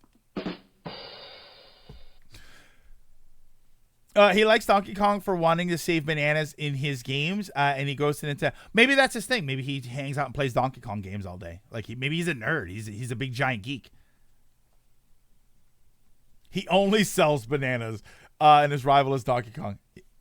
He becomes a member of House Bolton. That's a shame that's also what I thought of when I thought of flaying. I was playing an SNES game during one. Not knowing my mic was on and died, and someone said I sucked in the meeting. Banana Hulk is coming in for a landing. It's also part of the world's greatest heroes, the Tropicals. No, see, I don't want to make them part of a team yet because I don't want to have to come up with the rest of the team. You know. Someone traded in. Oh snap. All right, so here's what we're gonna do. I'm looking at the replies. Someone said smell-o-vision. All right, and someone said the mic. Someone actually in the controller question. Someone actually said the microphone. All right, so here's what we're gonna do. I'm going to take a few minutes. I'm going to take a quick break. I'm going to run to the restroom, grab the rest of my coffee. And then when I come back... Oh, I think I owe somebody... Yeah, Logan, I owe you a Gonzalez too. Here, we'll do that now. We'll actually get that done now. There we go. Oh, and I got to check the door and see if my Amazon stuff came in. See if my memory card came in. 512. Oh my God, I'm excited. Gonzalez, ore wa suyoi, ore ikara shiruba pointo.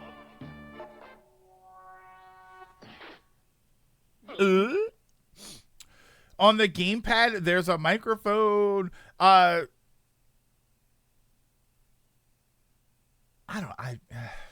don't really like those microphones though. That's the problem. All right. So give me a few minutes, and I will be right back.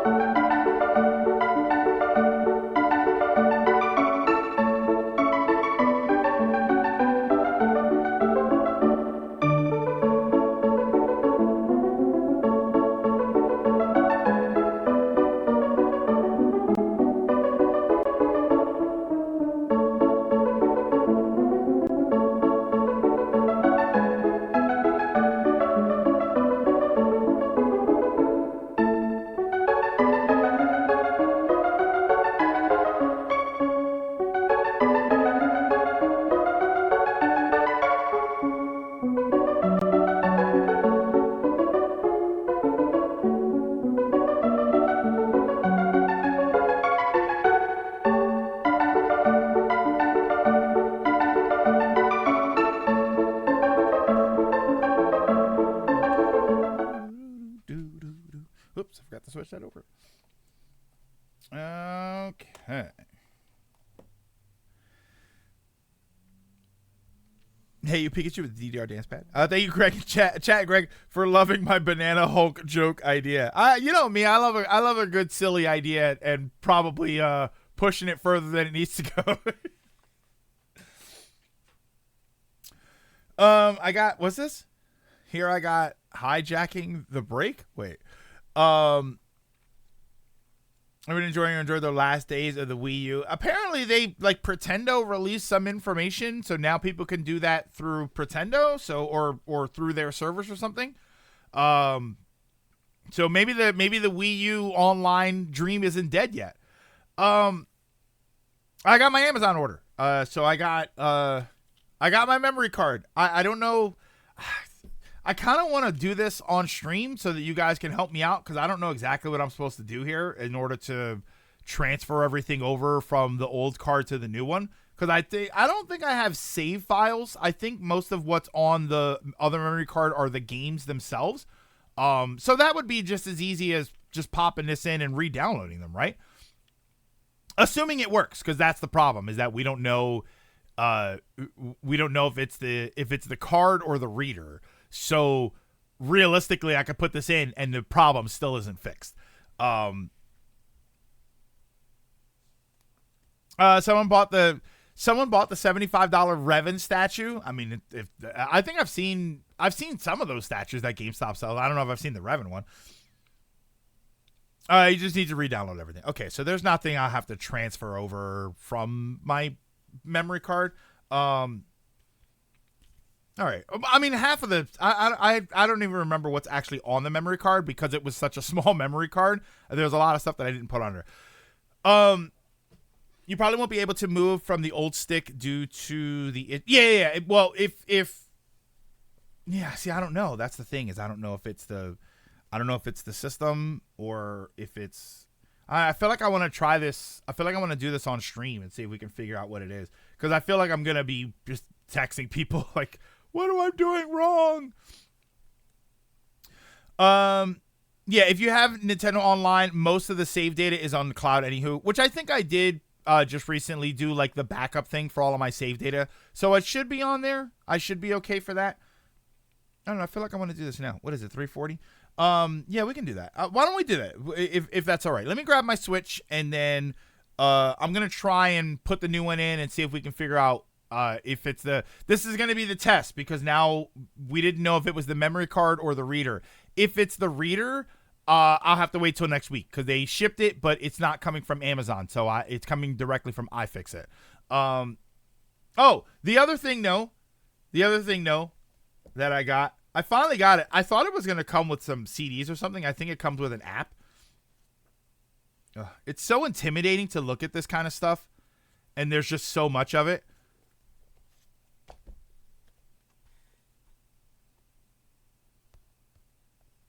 These are the Genki books. This is Genki 1. This is the workbook. This is the textbook, and then this is the workbook. This is to learn Japanese. So I'm gonna get back into learning Japanese. I did it for a while through Duolingo and a couple other resources online, and I enjoyed it. I didn't really keep up with it. To be, Duolingo got really annoying once I hit the wall. This is back before Duolingo was terrible and it was just kind of crappy. Duolingo hits a wall, and once you get past a certain point, it's not really helpful. They don't really give you the lessons and the stuff. That it doesn't have the structure that you need to learn anything past just the basics. So I got these. I was like, I've been wanting to get these for a while, so I got them. And if it works and I learn some Japanese, it'll be really cool. And if it doesn't, then I'll know how to order food, and that's all I need to know. Every time I hear someone say cloud, I keep thinking of actual clouds. I figured you were thinking of Final Fantasy VII.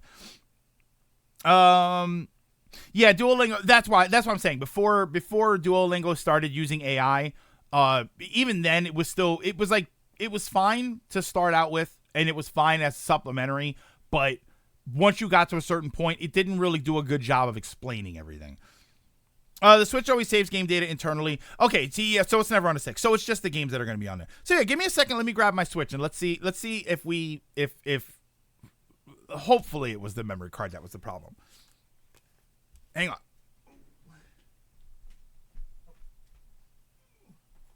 It's right here. No, I'm here. It was right here. It was right over here because I was downloading the DLC stuff for Unicorn Overlord. It's like these you get to make like a banner. It's called a heraldry, and it's basically your banner for like your flag, your standard for that your character uses. And you can customize it. So it basically came with three more like preset heraldries. So now you can use all of those parts in your other heraldries, which is kind of cool. All right, so hold on. Let me make sure that I wasn't already in the middle of a game. Imagine put it through actually just to walk through just to the right and come back. I should have done that too. All right, so. Oh wait. No. Just start the software because I was in the middle of a fight. Hold on, can I save in the middle of the battle? Oh, was I at the end of the battle? Oh no, I was at the end of the battle. Okay. I don't want to skip the cutscene though. Hold on. Hang on. I don't want to. I'm gonna put it in there and then. Come on, hurry up. Click through. I was literally, damn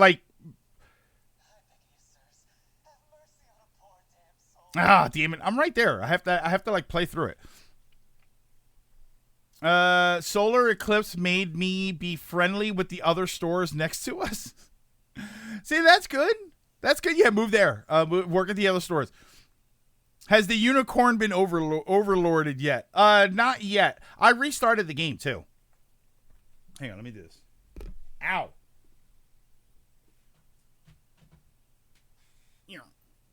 I'll just play it for a second here. I'll play through the story. This is early. This is still in the demo phase. So don't worry about spoiling anything.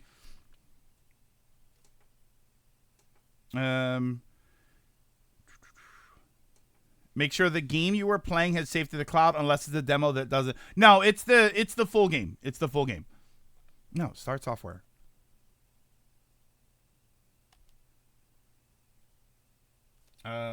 Wait, what? Mercy, you showed all those you've robbed and pillaged. It's a beautiful game too, isn't it? It's my sister. Back when our mom and dad passed, I was broken. An empty shell. The longest part of the swap is it'll reformat the SD card and then a test download. Stayed right there next to me till the day she took ill herself. Started fading and fast. I forget what I did for this guy. I think he was full of crap. Healer my coin purse goodbye, but it was no use. Only thing I could do was watch her wither into dust. You ever seen that? It's a pain worse than death itself. But I didn't stop searching. Day after wicked day. Till finally. Yeah, I think he actually told the truth, but we didn't trust him. But the cost of the cure would make a weaker man faint where he stood. I felt like this was how he got into his situation, but then he became a psychopath. Supposed to make that kind of coin. Thieving's all I'm good for, so thieving's how it had to be. Wouldn't have turned to this if I had another way. Thousand Year Door HD is 5 gigs, and Luigi's Mansion HD is 3 gigs. Somber as his story may be, you mustn't let pity cloud your judgment. The new Thousand Year Door, you mean? The Town Watch can determine the appropriate sentence for his crimes. His fate is not ours to decide. My life's square in your palms, noble sirs. Please, I'll return everything I stole if you just let me go. PS5 and PC really warped my views on how big Switch files are. I think I handed him to the Town Watch. I sympathize with your plight. I truly do. But even the harshest adversity does not grant license to harm your fellow citizen. Clive, escort this man to the Town Watch. Definitely pre-order because it's starting to build up. But they're just going to cancel it. Yeah, I think I am going to pre-order it, though. I'm trying to get to the point where I can save the game. Acquired war funds. Yes, save your progress. Thank you.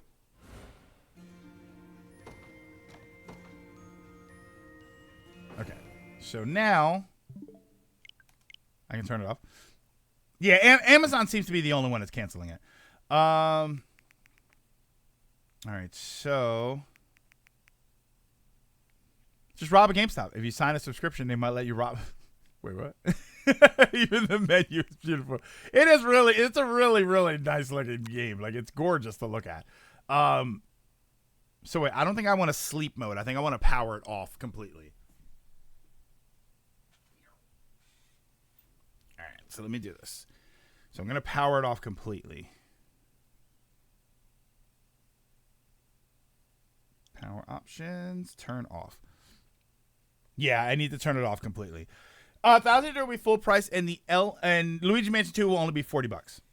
I mean, 1,000 Year Doors. I mean, you know what's crazy? You know what's wild about 1,000 Year Door? Normally, I don't want any information about games, right? 1,000 Year Door, I want it. There's no question. I'm gonna buy it. I don't need to really see anything about it. Is what I would normally say. I want something about 1,000 Year Door. I want a direct that has, show me everything that's going to be in the game. Show me if there's going to be new game modes. I want to see what the graphics look like more. I just want the game, you know? But at this point, let me know. Give me the secret. Is Luigi going to be playable? Are they doing 64 also? Like, I at this point, I just want everything you can tell me about it. 1,000 Year Door is a bigger game than Luigi Mansion. To be fair, I'm just talking about which game I prefer either. 1,000 Year Door is long because of the backtracking. I mean, there's backtracking. Yeah, like a new party member. I want to know. I want to know. And normally I don't. Normally I'm like, oh, I want to be surprised. You know, I want the full experience. I'm like, for this, I'm just like, just give me just tell me everything. I don't care. I hate these. Why is there a line here to cut when cutting here doesn't open anything? Why? Who cares if I cut right there? It's irrelevant. It's still just solid cardboard. Why would you put the line there to cut it? There's nothing there. I don't know. Fell for the oldest trick in the book. The old fake "this is where you cut" trick. They got me. To guide the blind. Okay, there's several things wrong with that statement. You're right. I cut it. I think I cut too much. I could have made a Labo out of that.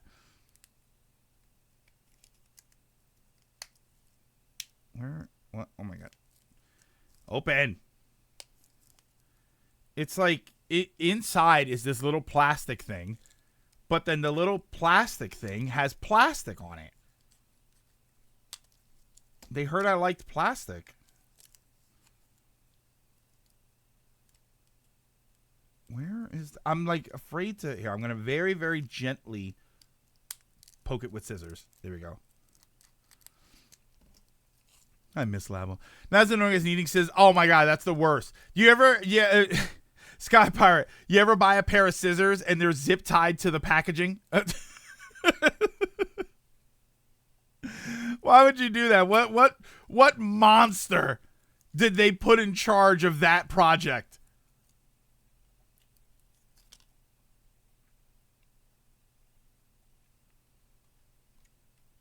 Okay. Wow, I think it's the same memory card. I'm pretty sure it's the exact same memory card. All right. So, now I turn it on. Me. They do that with the plastic to keep the card from getting scratched by the cardboard. We rub the connectors pretty bad. I mean, yeah, I guess, but like obviously it makes sense, but I don't know. It's funnier to complain about it, right? Is it a 1 terabyte? 512. 512.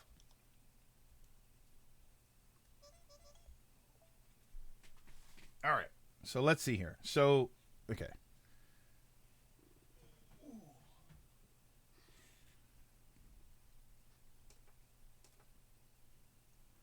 I mean, I've gotten this far with my 128 gig card. So 512 is definitely enough for me. Yeah, I literally just tripled my Switch memory. All right, so I go to... I was going to say, it wasn't making any noise there. I have to format it first. Look at that, 476 gigs. Yeah, I've had 128 gigs since like 6 months after the system came out. Do I have to do anything? Oh, it auto formats. Okay, so now I can go to my games. Let's try, what was it? Deltarune. Deltarune. Is this going to work? Let's see if this works. Oh, I don't know. Hold on. Because this isn't the same memory card. I thought I read that if you're using a different memory card, you'd have to like go to the shop, go to the eShop, and then re-download the game or something. I don't think it works from here. Please wait.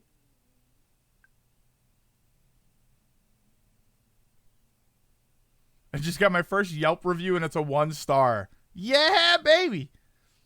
Uh-oh, wait a minute. Oh, it might not be the memory card. Oh, no, wait, there we go. Oh, it just took forever. So it's the memory card. I guess maybe because it's a larger memory card. Yesterday, by the way, for anybody that wasn't here yesterday when we were talking about this took 5 minutes. Deltarune is 255 megs. And I was at 5 minutes that this was going to take. Wouldn't it be better to just move the content from the new SD on PC?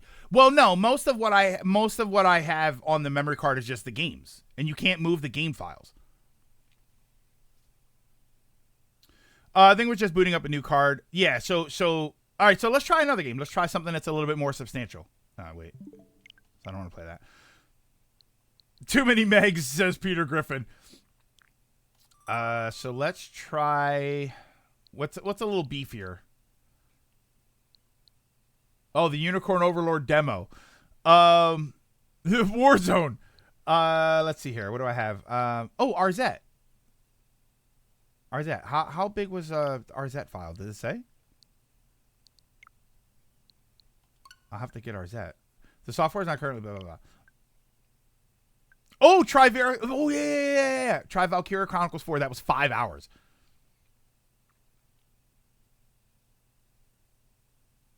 This game's a little beefier, but 4 minutes, I think that's okay. I don't remember how, I probably should have checked download options. I probably should have checked to see how big the file was first.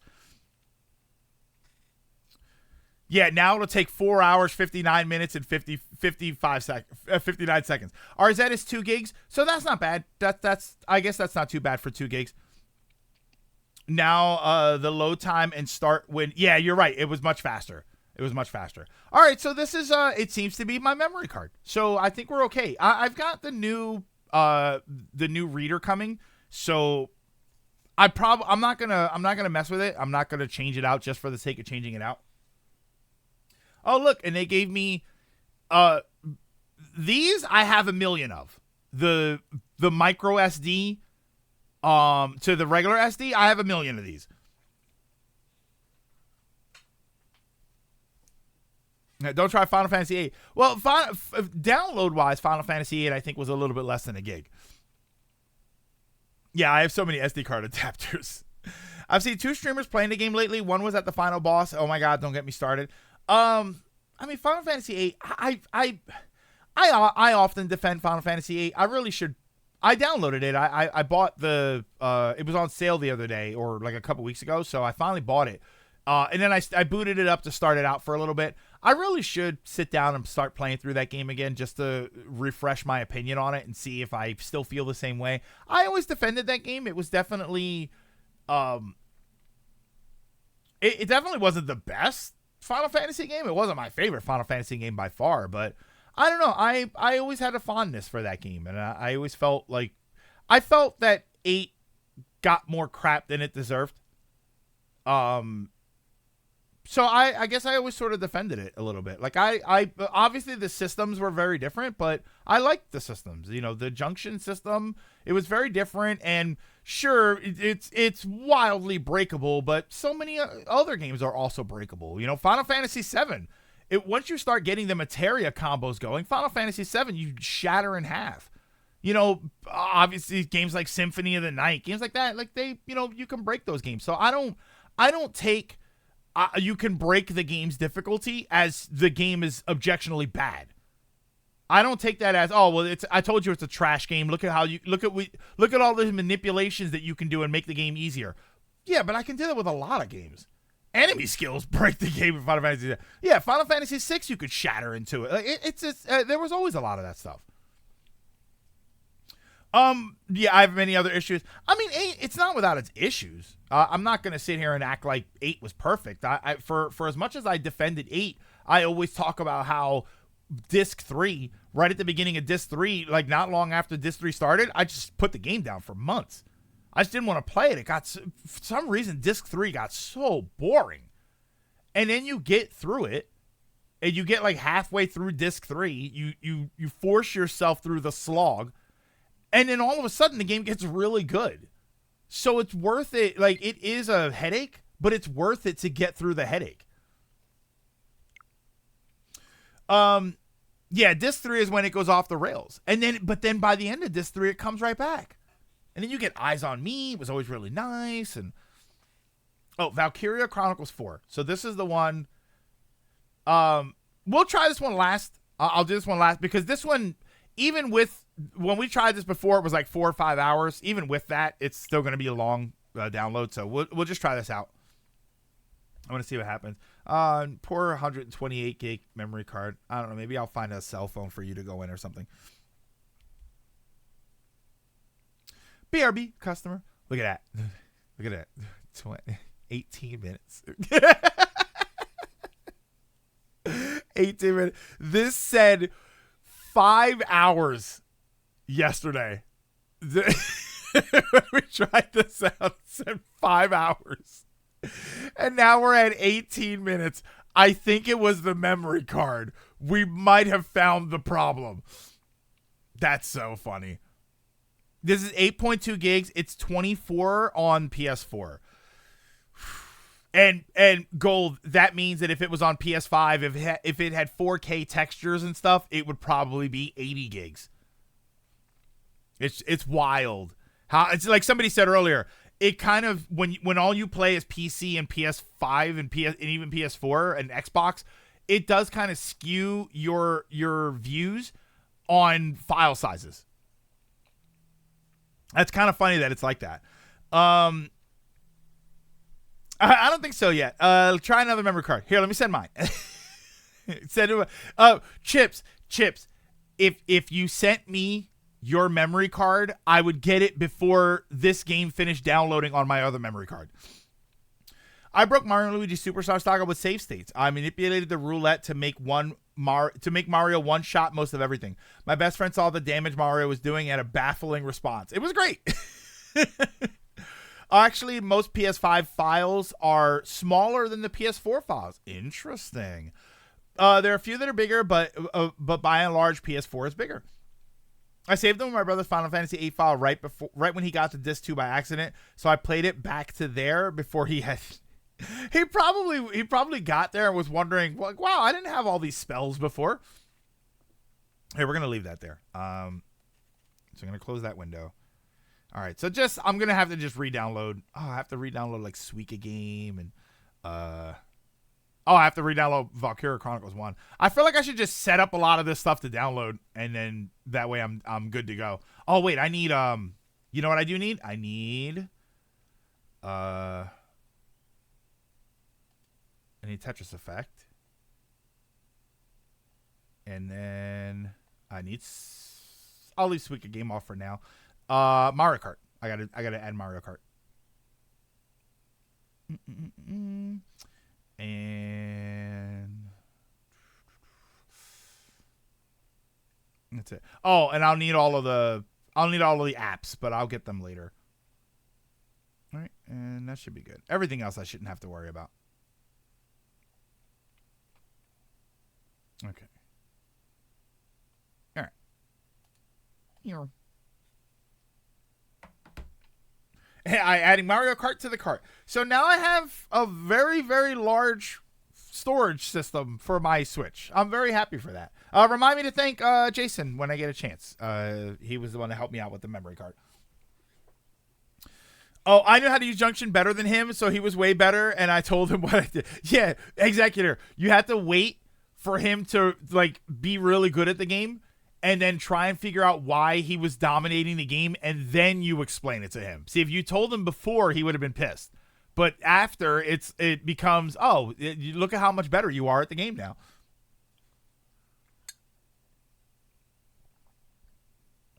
I'm done lurking, listening the whole time, playing The Crew Motorfest. I stepped on my cousin's disc 1 for Final Fantasy 7 by what a it's almost like you dropped a plate on him. Final Fantasy 8 Yuffie challenge? Wait, I think that's 2 different games. Proto Blues rating with a party of 1. Welcome, Proto Blues. I hope everybody's doing okay. Well, now I'm just looking. I have to put the Genki book away because now I'm looking at this. So, quality in Japanese. See, this is important. I like this book so far. First of all, it's got the alphabet, which I get to listen to the Japanese alphabet song. There's supposed to be an audio companion with this. I guess it's an app, but I think the older books used to have a CD. But there is some sort of audio component to this, so I'm excited. I'm excited to get back to learning Japanese. Here we go. Anime with no subtitles. Let's put this over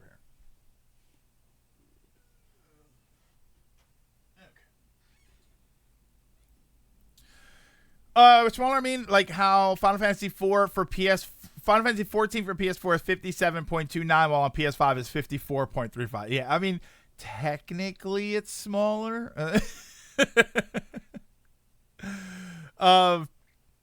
If the PS5 version was twice as small, now we're talking. You know what? I kind of wish. I don't think it is really possible. I think that the logistics around doing it would be way too complicated. But we argue that file sizes have to do with like 4K textures. What if you could opt to not download them? Like, imagine if you could set it up so that you only downloaded 1440p or 1080p textures. And you know what I mean? You download the whole game, and then the texture is a 1080p texture version. That'd be kind of interesting. I think a lot of people would do that. I think there'd be a lot of people that are like, yeah, 1080p is perfectly fine. It says Evergreen story characters are flawed and especially Squall and his relationship with Renoa. Squall was a not great character. I didn't think Squall was that great of a character. I still liked him better than Lightning for a little bit that I experienced him, but maybe Lightning got better. I don't know. Maybe Lightning wasn't terrible the whole game either.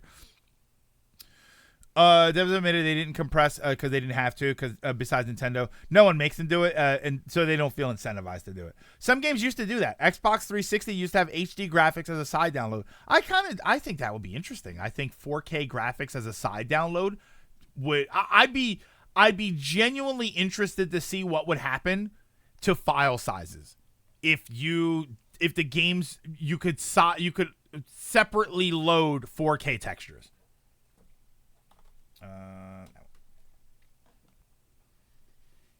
Okay. Spoiler, she's still terrible.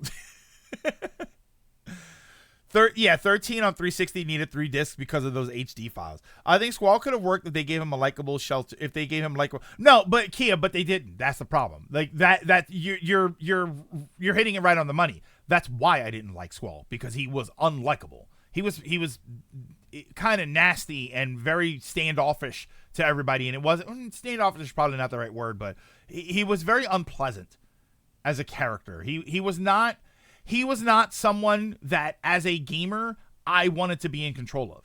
And that was kind of my issue with Lightning, where I didn't want to press a button and have her do something. And that to me was what Squall especially. Squall was very much not a character that I liked.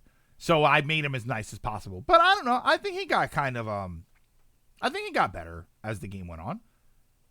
I think that's why I liked the end of Disc 3 so much, when you had the whole Eyes on Me thing when he saved Renoa. I thought that was great. I thought that was such a fantastic moment for him. Yeah, Cloud was a better Squall. Cloud was absolutely a better Squall. He was more open, but still very standoffish, very closed off. Standoffish isn't the right word. Closed off. That's a better term for it. Cloud was very closed off, but he wasn't mean. I always felt like, to be honest, Cloud was very closed off because he didn't want to hurt anybody else. Like I always kind of took that from Cloud, where like you kind of get this idea that he doesn't care, but then they make it very clear that he does care. Like if he didn't care, he wouldn't be involved, but he does. You know, I'll do this job for free and you owe me later. And you could tell, like, even in the OG7, you can tell that he was doing that because he actually did care. But he just, he was kind of closed off about it. Squall just didn't care. Yeah, like, exactly. That was Squall's personality. Was nothing. Yeah, he was scared of getting close to people. Like I like that about him. In Defense of 13, you don't use Lightning a ton, and when you finally do, she's already starting her change to be more open. So 13 is another game that I think I really need to sit down and dig my heels into it and play it, because I'm open to the idea that if I really gave 13 a legitimate long chance, I might actually enjoy it, especially now, especially having played more action style Final Fantasy games and more action RPGs in general. I think that I would probably like 13 way more now than I did before. Like 10-2, for instance, I still think I won't like 10-2. I still look at that game and I still think I will not have a good time playing this game. 13 I look at and I think I might like this game better now. We ship you too, Squall. The characters still suck in 13. To be fair, the only character I really didn't like, my issue with the characters in 13 was, it wasn't that I hated them other than Lightning. It was that I just didn't care about them. That was my problem. Like the dude with the chocobo in his hair and like he was kind of cool. Some of the other characters were okay, but I just didn't care. If they lived or died, I didn't really care what happened to those characters. And that was kind of the problem with them. My problem was that the gameplay also I wasn't a big fan of. And so like I can overcome characters I don't care about with good gameplay, and I can overcome no, I can't really overcome gameplay I don't like, but 10-2 has great gameplay. I didn't like it, man. As well as the entire cast being like, we ship you too, Squall. Oh, I like to point out it's only growth if you purposely make Squall not act like it. No, I would disagree. Like early on, yes, obviously you make him make good choices, but he does get better by the end. I think Squall genuinely did get better by the end, especially with his relationship with Renoa. At least like the Eyes on Me sequence I thought was great. But again, it's been so long since I played the game, I might be misremembering it. I didn't like 10-2. I did not like 10-2 Charlie's Angels. I did not like it. I didn't like the aesthetic. I didn't like the I thought the music was okay. I didn't really like the combat that much. I did not like. I played it for about like 5 hours, and I didn't care. I didn't care. Like, I didn't like it. I wasn't enjoying myself, so I stopped playing, and then I didn't care that I stopped playing. There have been games where I stop playing them and I feel bad. And I think, man, I everybody likes this game. And like Earthbound, for instance, I feel bad that I don't like Earthbound. I feel terrible that I don't like Final Fantasy 14 as much as everybody else does. I genuinely do. Everybody loves it. They have a great time with it. They very much enjoy it. They have all kinds of cool stories and stuff. And I'm just sitting there thinking, yeah, it was just kind of okay. I did not engage in it the way everybody else did. And I feel genuinely bad for that. 10-2, I stopped playing and didn't care. I hate Earthbound. Earthbound was just like, Earthbound, but it was like I tried it multiple times and I just couldn't get into it. And I thought, like, I felt like I was doing something wrong with Earthbound by not enjoying it. 14, I 100% think I'm doing something wrong with 14. I know exactly why I don't like Final Fantasy 14 the way everybody else does. Because I am nowhere near as social as everybody else is in 14. And I don't mean in the game, I mean outside of the game. Whenever people talk about how much they love 14, they like doing all of the secondary stuff, right, Lilac? They love the making the costumes and everything. They love doing all of the exploring. They have these little things that they do. What John was doing, talking about something yesterday. What was it called? Ocean fishing or something, which is like a reference to something else. They love their free companies. They like doing all of the little mini games. Everybody loves doing tons of stuff in that game. And I was trying to play the game, and I wasn't playing it with people. I wasn't, hey, I'm going to join your free company and we're going to go on raids and we're going to do all of this stuff. Ironically, all of the stuff that I liked when I played WoW, I didn't do with 14. So like 14, it feels like it's my fault. I know exactly why I didn't like that game as much as everybody else, because I wasn't engaging in it the way everybody else was. Earthbound, I don't know what the hell I was doing wrong. I just didn't like it. All right. So give me a second here. I got to change this category.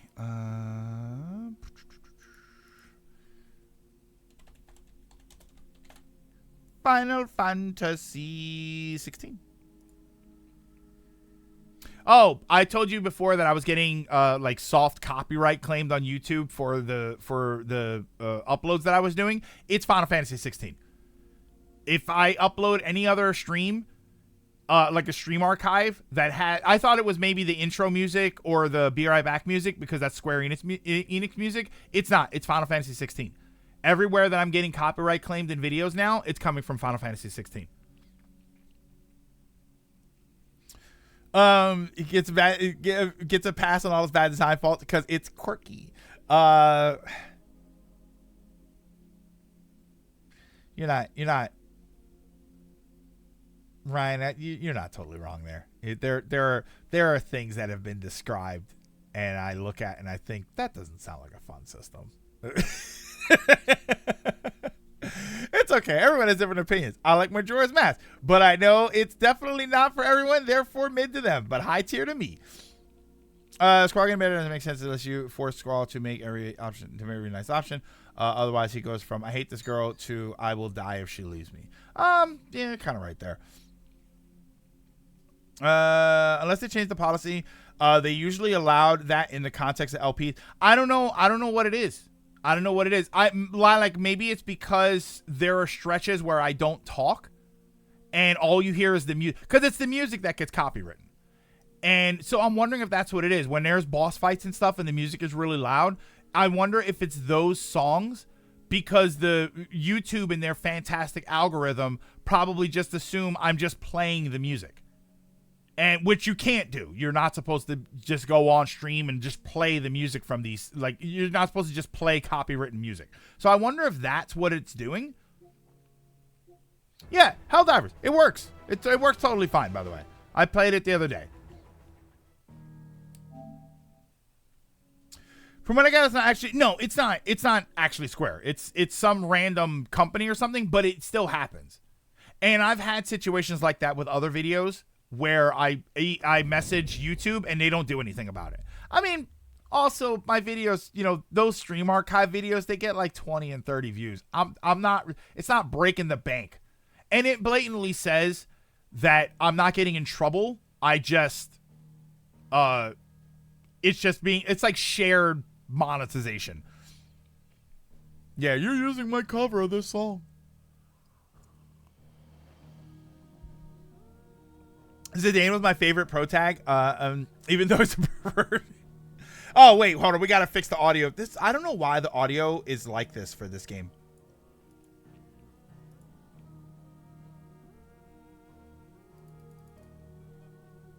What did I do? 6? Yeah, okay. I just can't touch the audio too much. Yeah, share. Yeah, gold. They want some of my 0.1 cent. Oh, later trios, have a good one. I'm sorry. I'm sorry. I'm playing a game that is blocking you. Ooh. All right. Here's the problem. Now I have to remember how to play this game. All right. So we did that before because his sword looks sick. Wait, it's getting sunlight here. Didn't sound happy.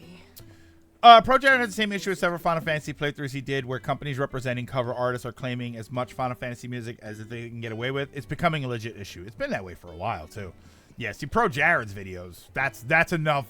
That's enough content for him to say, all right, wait a minute. That's the guy from the 14 event. I remember a YouTube streamed Lego Jurassic World, and it got flagged and monetized by the John Williams Orchestra. That claimed video actually got me more views and subs than if I was just going by myself. Why is my mount on your screen? Oh, use the Arret Stone to relearn. Oh yeah, good idea. Yeah. So can I? What is it? Is it Hall of Virtue or is it arcade mode? Hone your battle skills in a customizable training area. Okay. Either PS5 or capture card. RGB range is set wrong. The black levels are washed out in gray. It's the capture card. I think it's the capture card. I tried to fix it. How bad is it? Oh, it is really bad. It's like worse than usual. This one? This one. And then that one.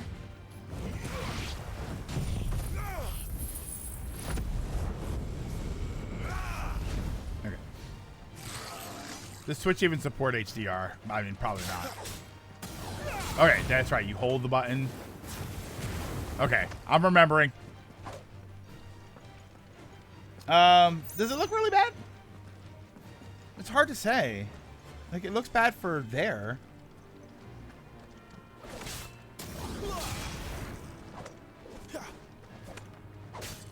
I mean, bear in mind, this is also the old school capture card, the HD60.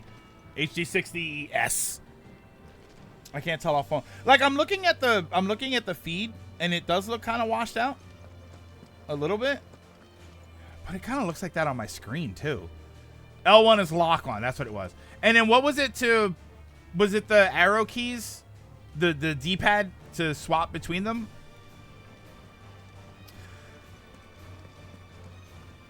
It does look hazy. Yeah, that's kind of what I'm getting. And I don't think it's the game. See, I don't know if it's the... There's like... Oh, R3. Thank you. D-pad swaps between healing items and the toggle commands. See, it's like... I have my own monitor settings. I have the capture card settings. I have OBS. I don't know if OBS does anything with it. The PS5 probably has image settings, but I don't think it's the PS5's image settings. So I think it's probably the capture card. Let me see if I can... Hang on. Let me see if I can do this. Where's... Game capture. Yeah, I have the auto... No, but that's fine. But Ryan's saying that that's what it is. All right, so... Hello? Why isn't it giving me the image?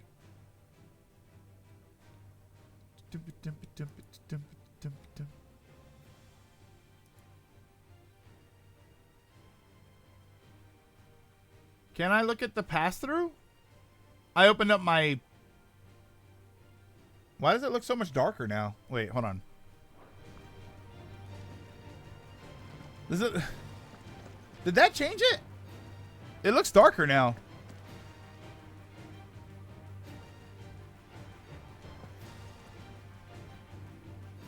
Did that fix it?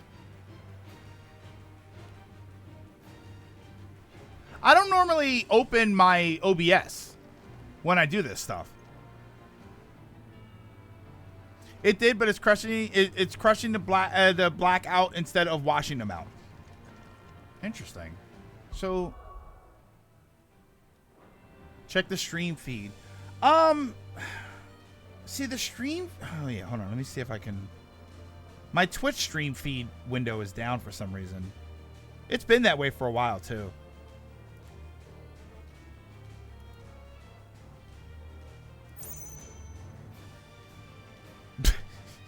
That's a great image.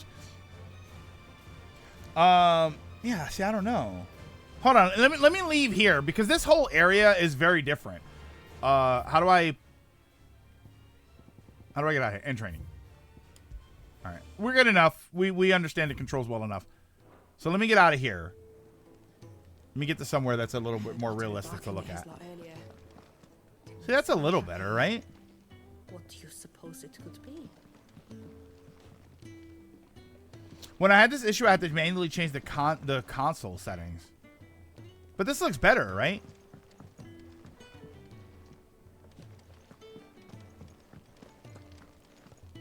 It still looks dark.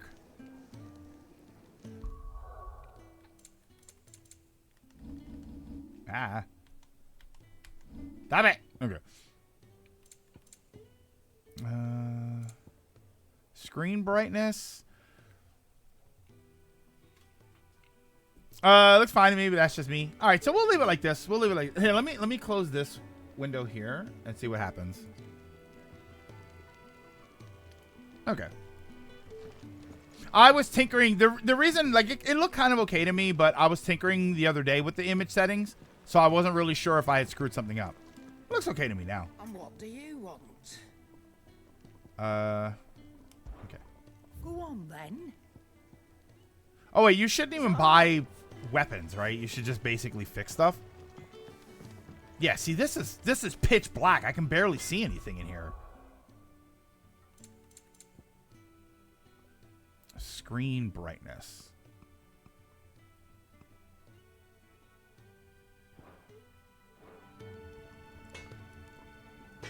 Yeah, that's better.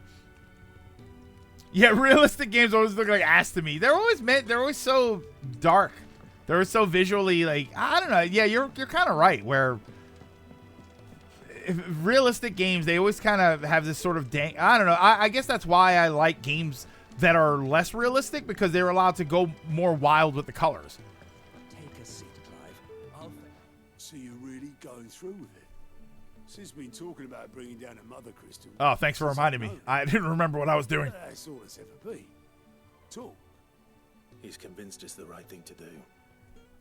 We'll be leaving for the capital shortly. Well, you couldn't have picked a better moment. Bear in mind, I'm also playing this while looking at this screen with two bright lights in my face. His legions are on the march again. This time, due south.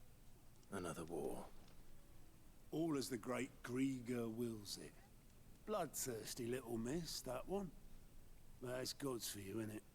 Still, might work to our advantage on this occasion.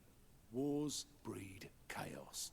On the front lines, and at home.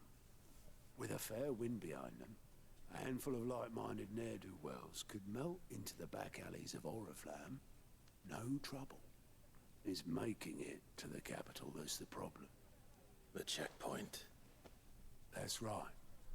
Anyone travelling in or out of Oriflamme has to go through Northreach. Lucky for you, I might just know of a way.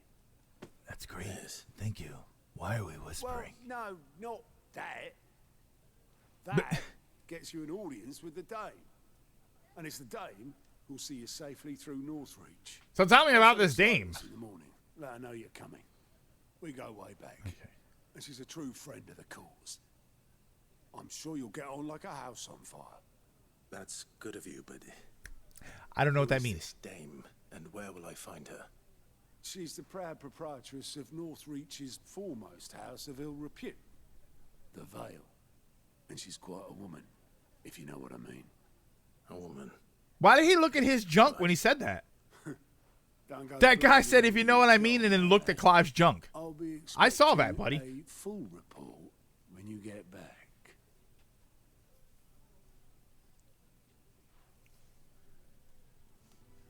Oh, here we go. Kill this guy. He's a spy.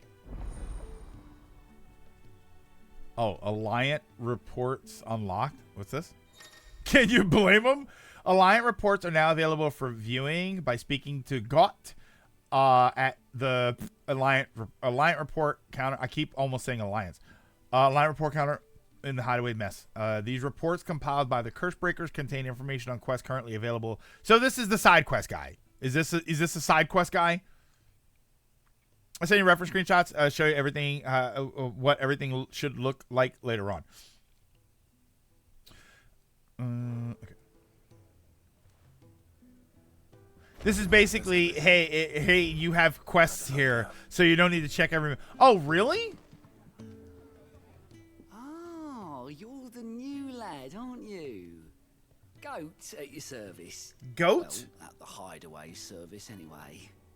Otto's put me in charge of reading through the reports sent in by our allies and picking out any problems that might warrant the attention of the Curse Breakers. Or any other willing volunteers. And there's no shortage of problems, I can tell you. Or maybe I don't have to.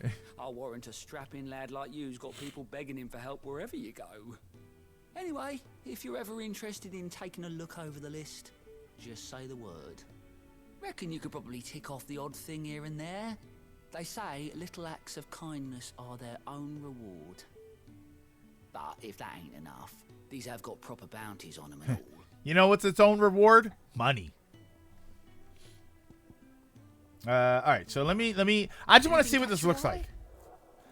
Go outside reports to not only find new quests but also travel immediately to the obelisk waypoint nearest their location.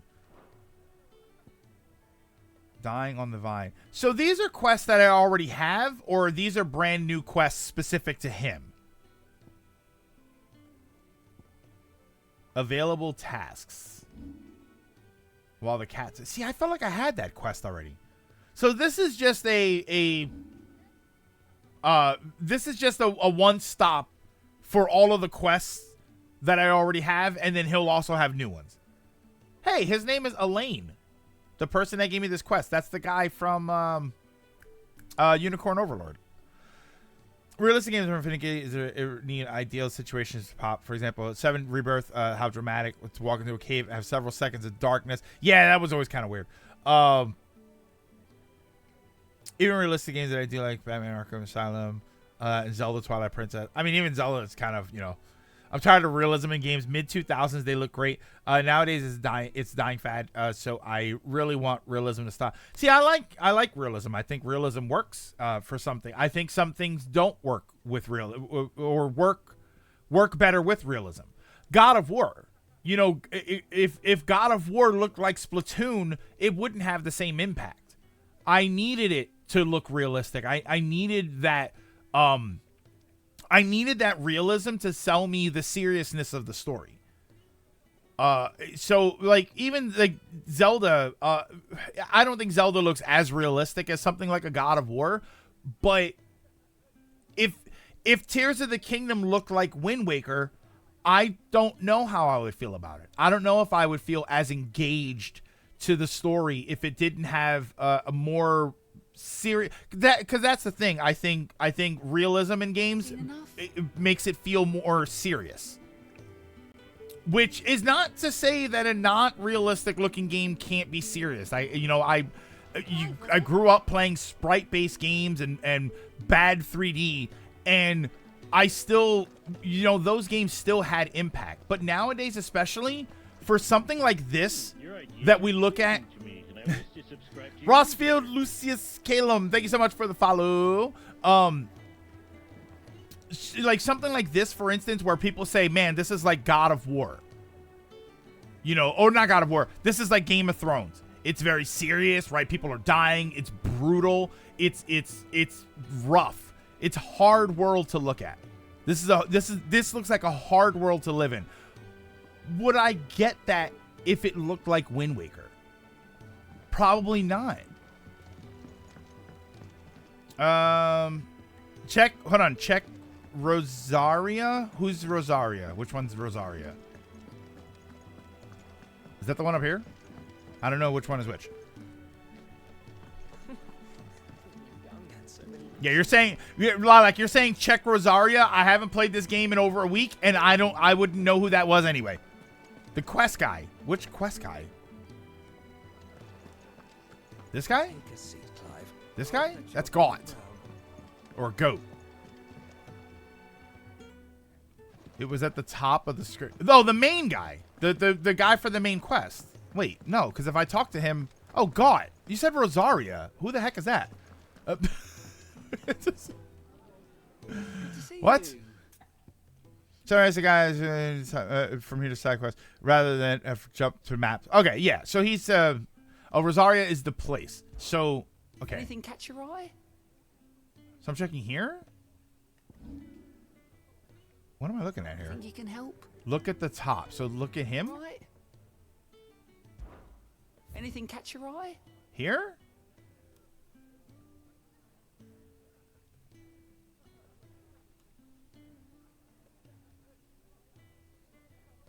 Rosario is Clive's homeland northwest. Oh, okay. You're this area. I'm thinking you're talking about a person. Yeah, I'm like, you're saying check Rosario. Rosaria, like Dawson? Always okay. In there.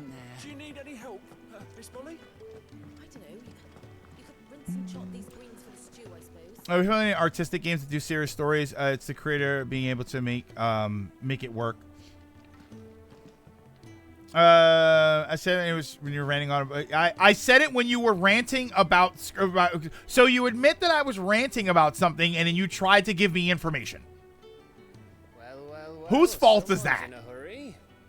Just following orders. Funny, I never took you for the type. Can't all be as obedient as you, Gav. Eh? But if 16 looked like Wind Waker, I'd want to actually play it. Fine day for a little mischief. Yeah, there she goes, baby. Is this all of us? Actually, oh wait, this lady's coming too. Just the three of us, then. She looked like she had something to ask, but she was intimidated. Yes, but that doesn't mean we can march an army through her gates. The fewer See, I have to pay attention. The better our chances of going unnoticed. And should that plan fail, well, we have our icons to fall back on. Sid, I don't know if I can. Ifrit still seems to come and go as he pleases. Ordinarily, Tis the kingdom and the Wind Waker icon would be comes gorgeous. naturally to a dominance. But then you are no ordinary dominance. Well, he's still got the blessing of the Phoenix, doesn't he? Uh-huh. And another one. Somebody sucked out the Garuda. And did I ever tell you about how he was once the greatest shield in Rosaria? You know, I reckon he could probably cause a path out of the capital on his own if need be. Let's try not to find out. We're less likely to be spotted if we travel separately. I'll meet you in Northreach in a few days. You two behave now.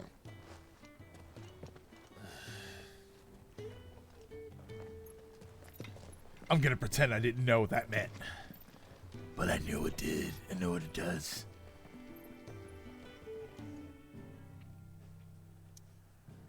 All right. So then the green exclamation marks are where I have side quests. You said they'll let me know when it's a timed side quest, right? Or it's something where I'll run out. So I'm not going to worry about these right now then. Oh, wait, this one's here. It says the Kingdom of Breath of the Wild. The music takes me out of the experience because I don't find them engaging enough. To be fair to them, I love the art style. When I'm on the map, though. Okay, so not here. Yeah, green exclamation mark is a side quest. Green plus quests are for major upgrades. Oh, that's right. It also tells me if they're important, if they're like significant. Before this dame finds me. Okay. There goes Elaine. Look at him. You're Sid's man, if I'm not mistaken. Couldn't trouble you for some assistance, could I? That depends. What do you need? Some new bearers from Oriflamme just arrived, and it cost Master Quinton a pretty penny to convince their owner to part with them. Man must have been a bloody tyrant. Can't get a peep out of them, try as I might. So you want me to kill them? Got it. Terrified of you. You're probably right. Yeah, but you're a bearer, or you've got the bearer mark. Like yourself, yeah, there you go. So, will you have a word with them? Help them settle in? Work them over if they don't want to answer me? I can try. I can try. Oh, wait. That was perfect. And that if they need anything, they just have to ask. I'll let them know. I'm going to hate Sandbreck. They're sitting over there, taking a long overdue breather, looks like. Oh, they're like really... Okay, yeah. So I want the plus ones especially.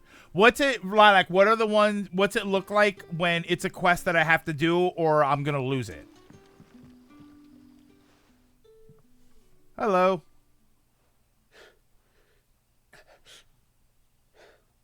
So you're the new arrivals. Is there anything I can get you? No! Safe here. They don't punish people like us for speaking our minds. What do you mean like a... Holy crap, you got a thing on your face. I'm hungry. My sister too, we're starving. Wait here. I'll fetch you something from the tavern. Is that Diamond Dallas Page? Thank you. I won't be long. You stay here and rest. Wait, you'll get it for us? This guy. I feel bad, man. I feel bad. This guy's like... I'm surprised he didn't say that. You'll get it for us? But how did the grocer know his daughter had been stealing off to the vineyard? Yeah, look at how it gets pitch. You know what's funny? It's brighter on the stream. I'm looking at the OBS window. It's brighter for you than it is for me on the OBS window anyway. And I can't see the stream preview for some reason. Can I have another cup, Daddy? Hello. I want you. I have to talk to you. I'll have 2 plates of whatever you're serving. Sorry. We've enough mouths of our own to feed without tending to the wants of outsiders. 2 plates of crap for the bearer. It's for some new arrivals. Oh, my apologies. I didn't see the mark. So you're a comrade. Well, in that case, you may have whatever you require. Take all the bread and wine you want. That's really all it takes. One look at the innkeeper's mark. Of course it is. Correct. The shift in darkness being an issue when I played this game. As do we all. Net Master fire? Quinton commands that none of his favoured guests be left wanting. Well, don't keep our new comrades waiting. Okay. Take what you need and see that they eat their fill.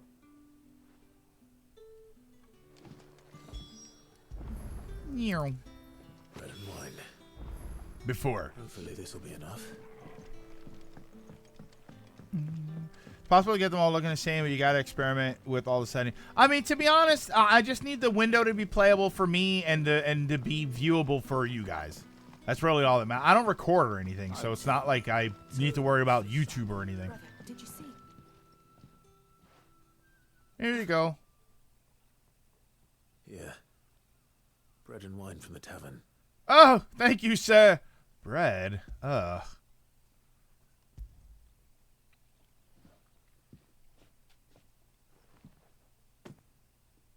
May we? Truly?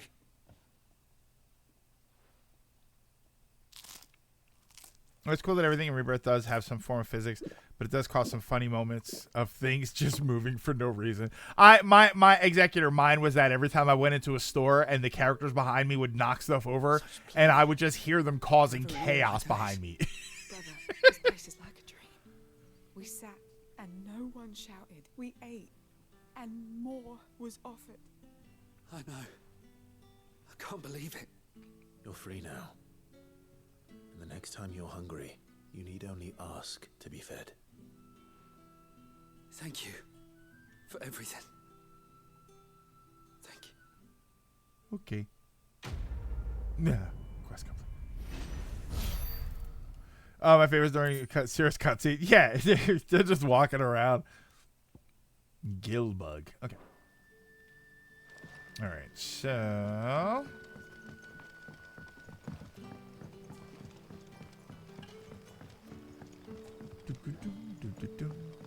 So where's this other one?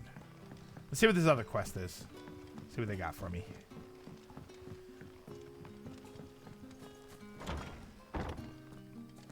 Oh, yeah. Oh, my God. Now it's way too dark for me to see anything. There we go. Master Quentin will never forgive me if I don't save that crop. Oh, well, it's a wine cellar. That makes sense. I want no trouble. Give me all your wine. Wait, that's... Oh, glory to Grieger. You were the hanged man. I took you for a rogue. If you're a friend of Master Quentin's, then perhaps you'll help me.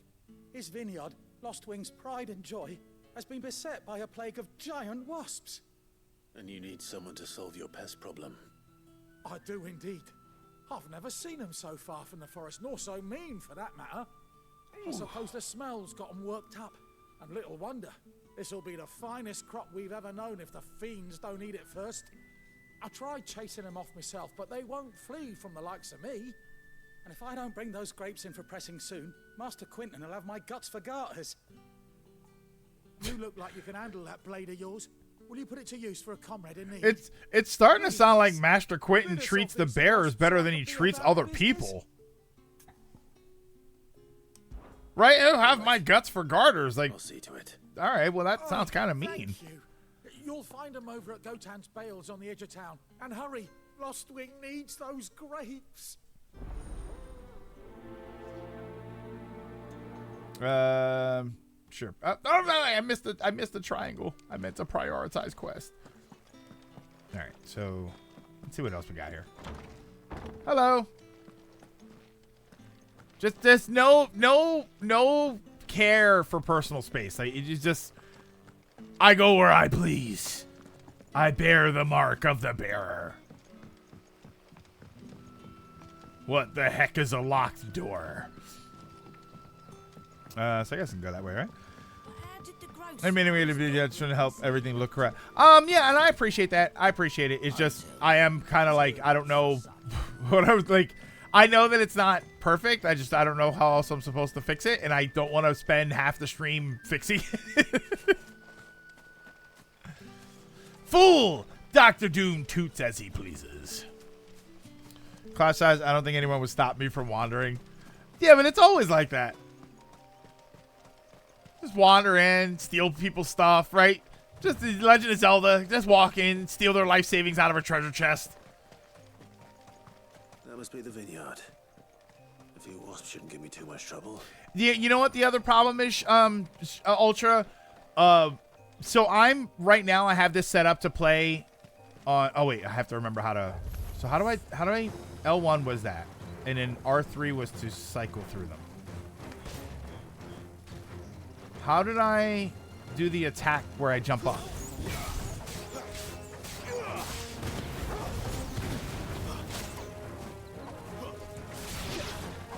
I think it was this one?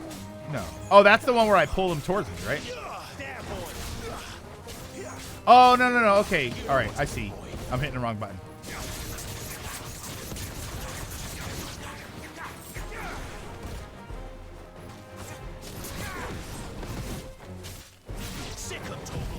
Okay. I'm trying to remember. Oh, that was kind of cool. I didn't even notice what happened there, but that was awesome. When you even sword bombs and other magical items comes into my house yelling, breaking stuff, it's best to pretend you don't see it. Just let him do it. Looks like that was the last of them. Okay. I better let Quentin's man know. That was easier than I was expecting. It's this one, right? You can just do this? Because I'm a lazy ass? Good thing those grapes aren't affected by flames you're erupting. Yeah. The whole vineyard is destroyed. He's like, well, we got him. But how did the grocer know his daughter had been stealing up to the vineyard to see the lad? You can upgrade the Phoenix AoE one more level, and it lasts twice as long. Yeah. Oh my god. There we go. Hello. Those wasps won't be interfering with your harvest anymore. Oh, Yes. thank you. I gave them all your Master grapes and Quinton told them would to have move had my on. head If I'd lost the crop, I'd say you've earned a reward. Our Gotand Rouge fetches a handsome price among the rich and powerful of the realm. We use that money to keep our comrades fed and imperial wolves from our door. Oh, Ultra. I was These saying, guys were Master Quinton's idea. He wanted to give bearers I'm playing on my monitor right now, a place where they'd be safe. and so I have it set up for this. You know, I need to see it on my monitor. It needs to come through the capture card, so I have the monitor image, the capture card image, and the PS5 image like settings. The problem is, when I'm done here, I unhook everything, I put it back on my television, and then I play games there, or I watch there. So I have to be careful about changing the PS5 settings for the monitor, because then it might look bad on my TV, and vice versa. And then I have to factor the capture card in. So it's just like there's like 9 different image four different image quality settings that I have to worry about in order to make work. And I can't change the TV too much, because then, all right, well, then the PS5 looks great, but then the Switch doesn't look that great. There's so many things. All right, so how do I... All right, keep hitting the wrong one. Nope, that's that one. You don't hit select anymore. So where am I going? I'm going this way? I'm not going there. I'm going there. Am I going... here? Or should I just run? I should probably just run. Oh, wait, can I go to the quest and... Righting the wrongs. Make for Northreach.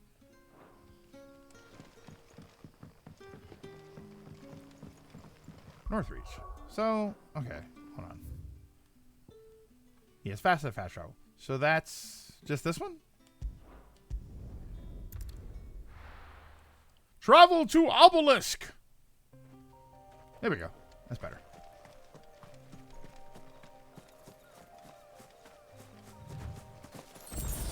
Oh wait, I have all that auto. It does the auto pickup thing. Oh my god, these quality of life features. You can't live without them anymore. Auto pickup and fast travel and what's that? Oh wait, that wasn't my dog. Okay.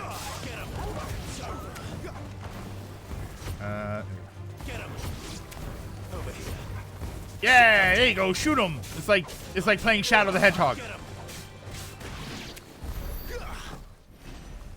Usually having TV and console set to auto RGB range is best, so they match. The real issue is that the monitors typically only display in full RGB. Capture cards usually only limited, and it's an older capture card. So like, there's just a lot happening here that could be the problem. Yeah, why did this game have auto pickup with it's 7 rebirths with solid upgrades? Makes you mash to pick up all 3 items. No, apparently I missed that, and there is an auto pickup. Oh no, it was the extra mode. They added when you beat the game. It was an extra option to auto pickup, right? Those are the things. That's the sort of things that I'm talking about, where modern gaming it's kind of spoiled us for old things. There's a lot of stuff that we never really thought about as mechanics. And then when you go back and you play an old game and you think, I have to press, like, I really do. I never feel more like those kids in Back to the Future 2. You mean you have to use your hands? That's like a baby's toy. I never feel that way more than when I go back and I play an older game or a newer game with older mechanics, and it's something ridiculously simple, and I complain about it. And I think, what do you mean I have to press the button 3 times to pick up 3 items? There's no auto pickup? I have to use my hands? It's like a baby's toy. It's exactly what it feels like to me. Yeah, only muscle memory that I struggle with is auto-saving. A moment, my lady. A moment? I doubt you could afford even that much of my time. Oh, wait a minute, I think I like her. Oh, my mistake. No, mine. Upon reflection, you don't have the scent of a branded about you. Must be the The deodorant. flowers. Otto always did know how to please me. More than Sid ever did anyway. Whoa, wait a minute. Could please. Oh, wait on, hold on, I like her. Wait a minute. Oh. The dame. Wait a minute here. Let us leave such impersonal titles to my less preferred clientele. Wait a minute. You can call me Isabel. Otto assured me I could trust you. I can trust you, can't I? I think so. You can trust me, yes, but... Yeah, for walking and smash to pick up for chocobos, click and get everything in once. Yeah, it's kind of getting on my nerves. What we do. Long ago, Sid did me a kindness when no one else would. I have never forgotten that. Without it, I would not be where I am today. And so, I make it a point to do the same whenever possible. Okay. Which brings us here. Oh, those years of God of War trained me for this Final moment. Obstacle between you and whatever it is you seek in the holy capital. See? Like, this is what I think of when I think of a castle. I fear the guards are not likely to let a masterless bearer pass unmolested. Unless...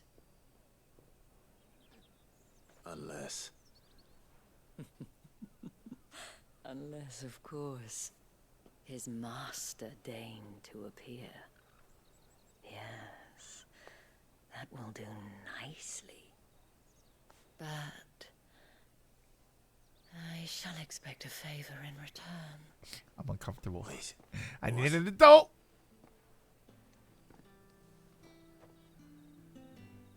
This whole game has looked like a castle. Well, I can't figure out the video settings. Speak with Isabel. You say these are all from Dalmacia? Let's talk to you. Are you gonna buy something or not? First castle I saw was Dulloch from Shrek, so I was just thinking. I just think parking lot. And what can I do for you? Guy, they're all like weaker. Battle chains. Oh wait, do I have all my potions and stuff? I'm good on potions, right? Briar clamshell. Okay. And a fine day to you. Yeah, it's like, oh, maybe you can help me with something. I'm waiting for Clive to be like, okay.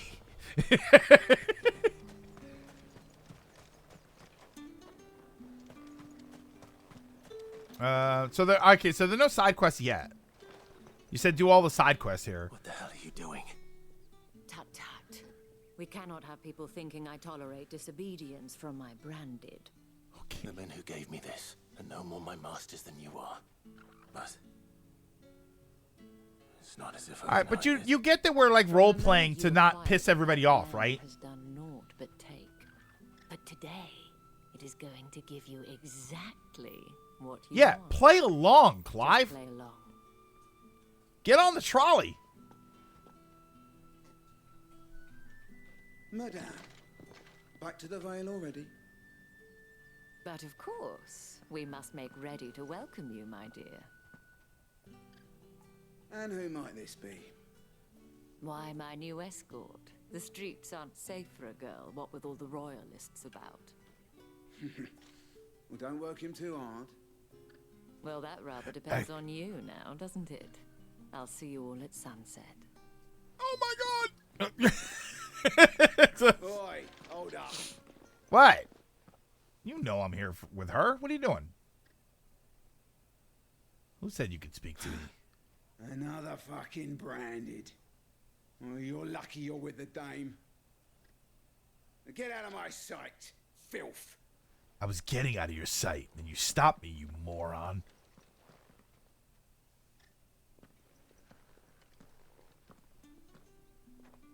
Yeah, can you see where she's the actual leader? So bad. Could you uncross your arms? It's making me uncomfortable. They might have recognized me. More. But they didn't. And even if they had, they wouldn't have done anything about it. The gentlemen of the garrison are some of my best customers. We have an arrangement, as do you and I. Now, if you'd care to follow me, we can speak more at Stop eyeballing my junk. Doesn't Actually, seem keep like I going. have much of a choice. I mean, he can't move. His shirt's very tight. He can't move around that easily. Well then, I suppose you'll need a little Hey, something excuse me, from lady. My eyes are up here. So, welcome to the shops in this game. If you craft, you won't need anything. Yeah, that's kind of what we figured before. There we go. Sees demonic hole in her chest. Hem, you look stunning. As do you, my dear. Is that a lightsaber? Cool. Shall I have one of the girls draw a bath? That won't be necessary. It's all right. I already know what one looks like.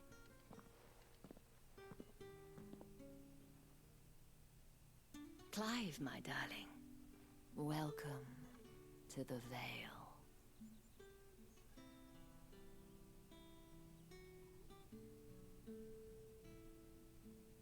Oh, is it just this building? Oh, I thought the whole place was the Vale. Okay. So this is the whole thing. Okay. Got it. Oh.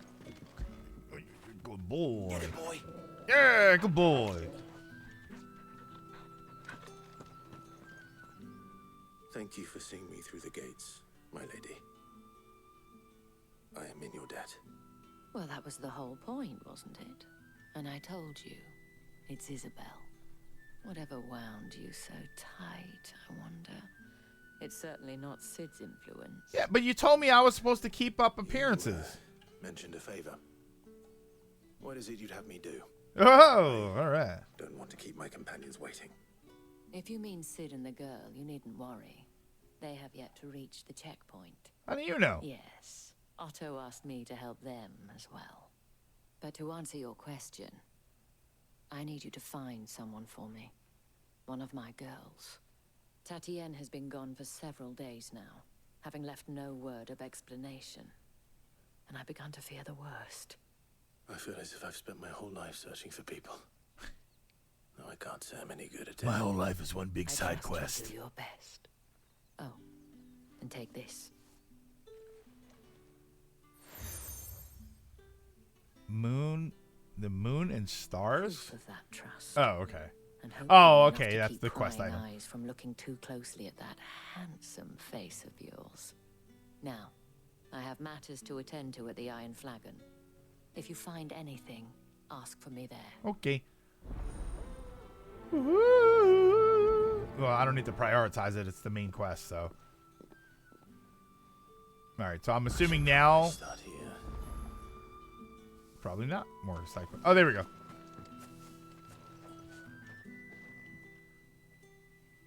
You wear the dame's brooch. Now people will actually She must interact trust with. you. Oh, that's what that was You'll for. have to help Okay. me look for one of your colleagues. A woman by the name of Tatienne.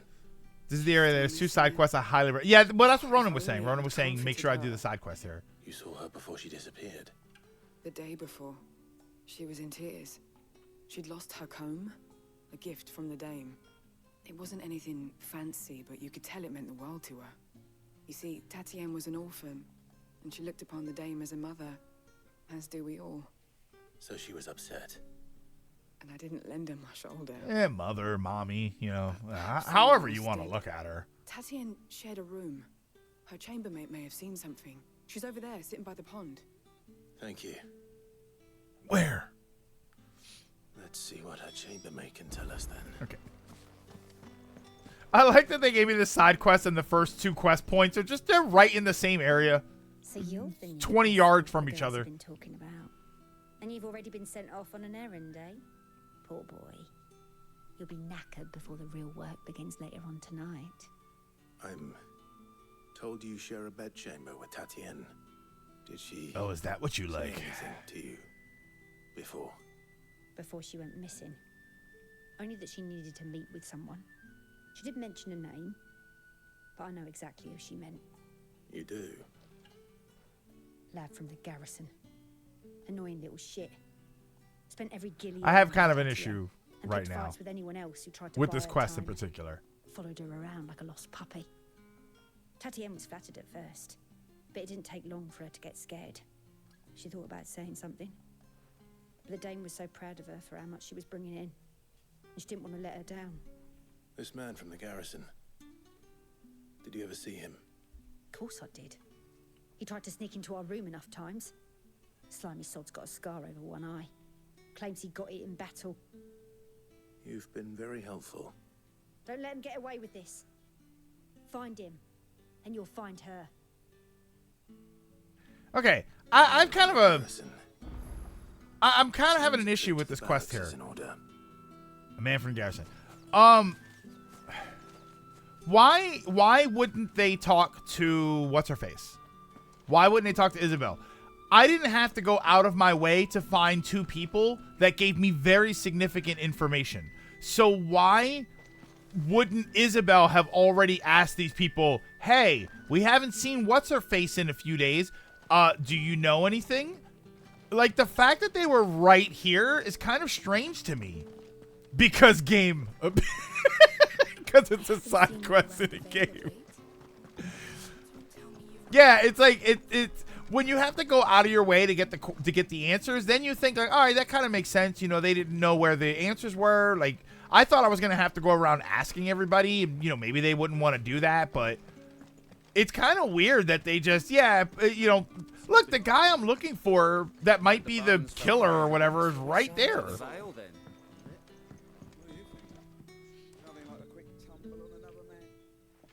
Hello.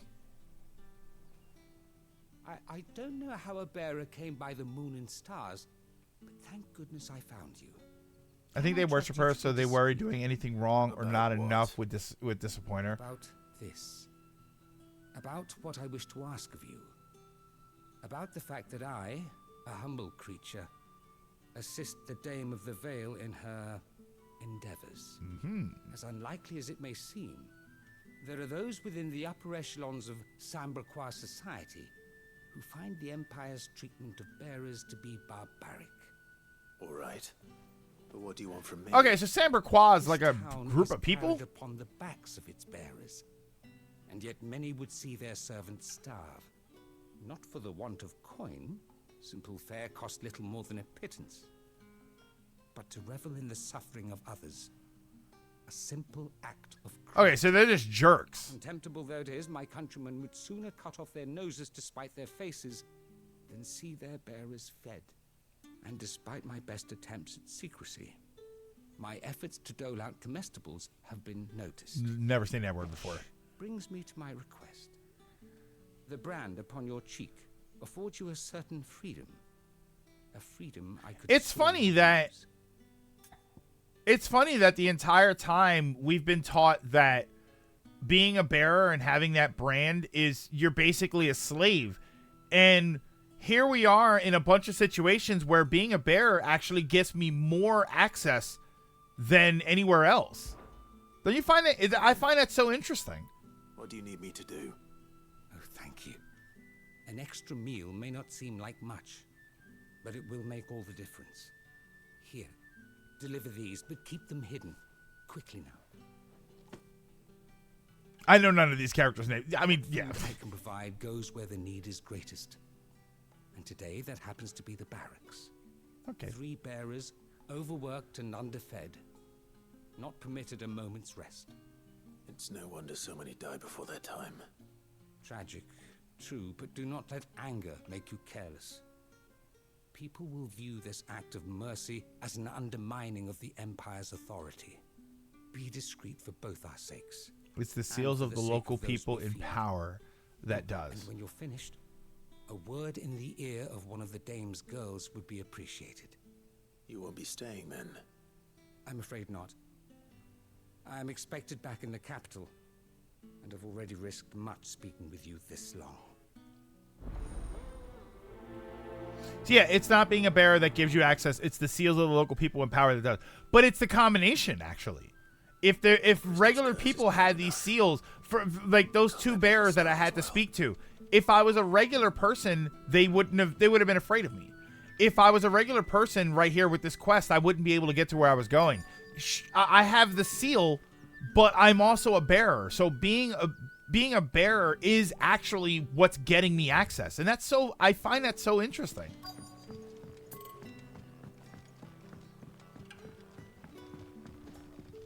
The last place shows here in space. God. Oh, they consider more important than king and country. Do anything to not let them down, even at the cost of their own lives. But I mean, it's also going to cost them the life of their friend if they didn't say anything. No, not that. All right. Oh wait, I want. Oh, these are the. Okay. Here you go, buddy. Here's some food. You look like you need a rest. You get more access because no one thinks you can do anything worth carrying.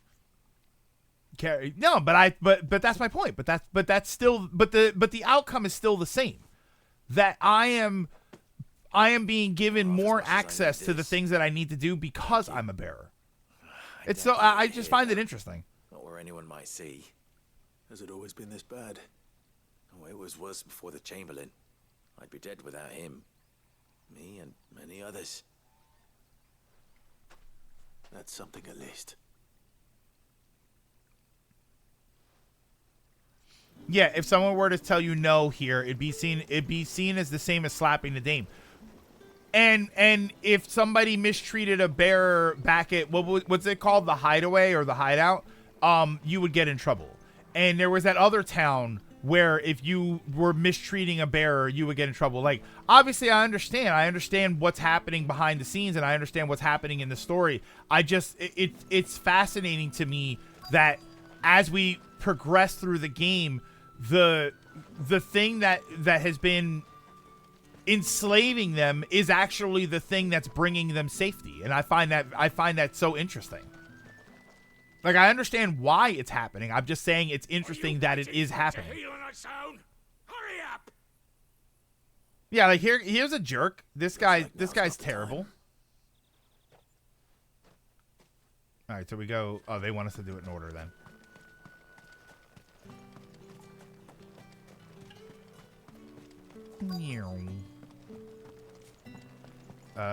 What?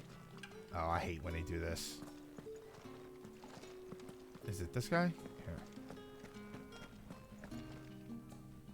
I have something for you.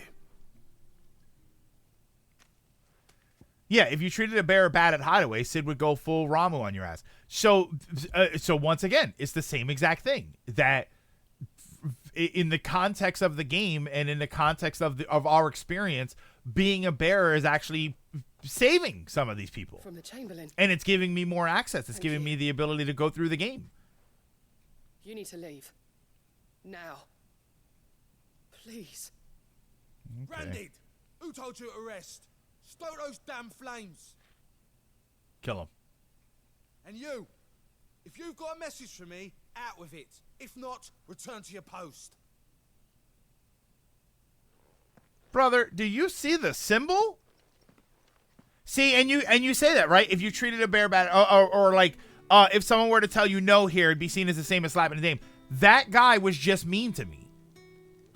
And you know what I mean? So even though I've got some sort of symbol that says that I belong to the dame, that guy was just mean to me. So no, people do treat them like crap.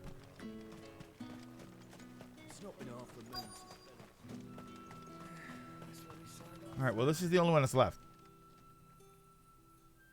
Enough! Curse you! Get away from me! You'll work faster next time if you know what's good for you. I was not using to see her to be in inconsistency. The quest too here, but you weren't there on the dame's behalf. Oh yeah, you're right. You're right about that. Yeah. I just thought I was like wearing something. Like you need it.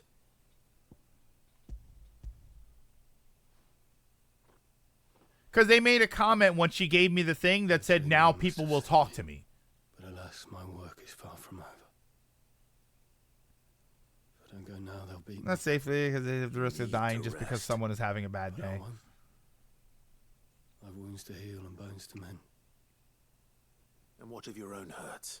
I think that's where I'm getting confused. Hold on, let me hear this and then. That's what my hunger. Thank you, though.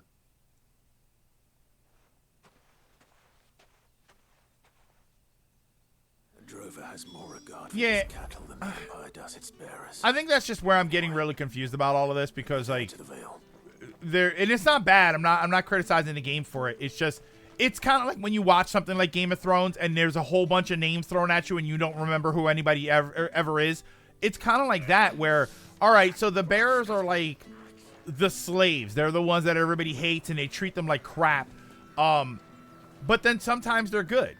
Sometimes, you know, you're not supposed to, like you said, if it's a bearer but it belongs to the dame, then and you treat them like crap, you're gonna get the crap kicked out of you. Like it's kind of going back. Like I don't know. I'm starting to lose.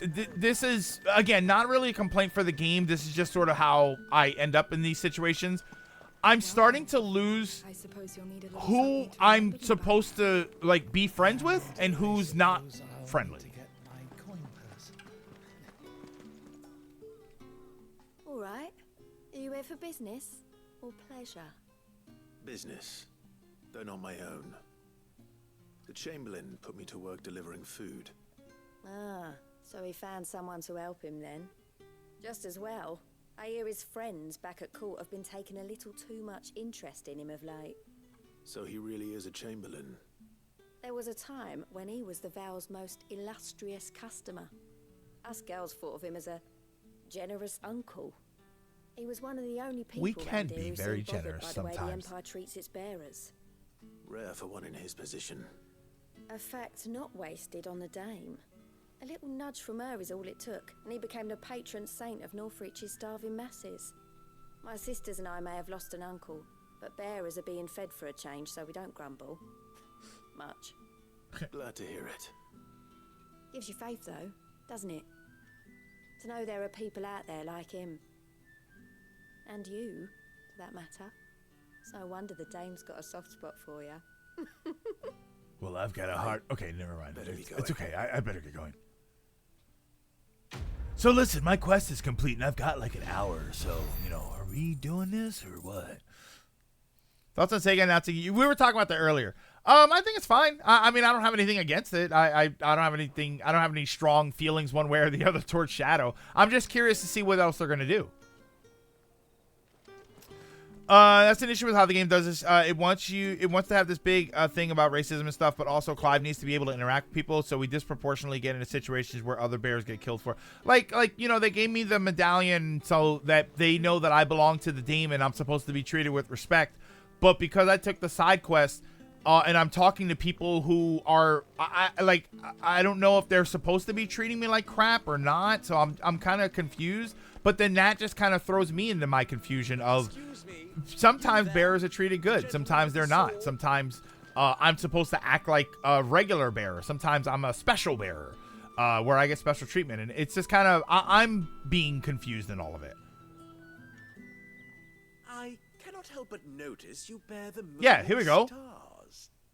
So you are an associate? So everybody else talked to me like crap, but I obviously have something that shows them that I am with the dame. And who exactly? But not everybody acknowledges that. Oh, forgive me. I am Etienne, a humble merchant, though fortunate enough to count the dame among my acquaintances. I have business beyond these walls, but the guards have grown somewhat suspicious of my comings and goings of late. I was hoping someone might be kind enough to go in my stead. They'll never suspect I was Who better smuggling than bicycles. Someone in the employ of the Vale's proprietress. Would you be willing to help a fellow in his hour of need? Sure. The badge does not mean you get treated with respect. It just tells them you're working with the dame. They will listen and respond on her behalf, but as far as you are a bearer to them, a piece of filth. And there are bearer sympathizers. Marvelous. The task is simple enough. pass through the gate and deliver packages to a few of my most valued clients. There are 3 in total: a grocer, an apothecary, and a distiller. You need only mention that the items you carry are fresh from the master's table. Nothing dangerous, I hope. Why, of course not. Merely trifles which folk beyond the checkpoint are keen to get their hands on. And though I cannot prevent you from peeking, I advise that you don't. Strongly advise. I hear you peeking. Let's prioritize that quest. Should I just get all of the quests first? They're over here. That's not the last time you get a symbol and a quest will act like you don't have it. It's an issue of feeling inconsistent. And I don't know. I wonder if it's me or if I'm, I mean, obviously I'm just reading too much into it too quickly. This is probably if you just play the game for 20 minutes, you'll find the answers. Hello. Liquor monger? Okay. Whether you have the coin or not. Where's your master anyway? Etienne sent me.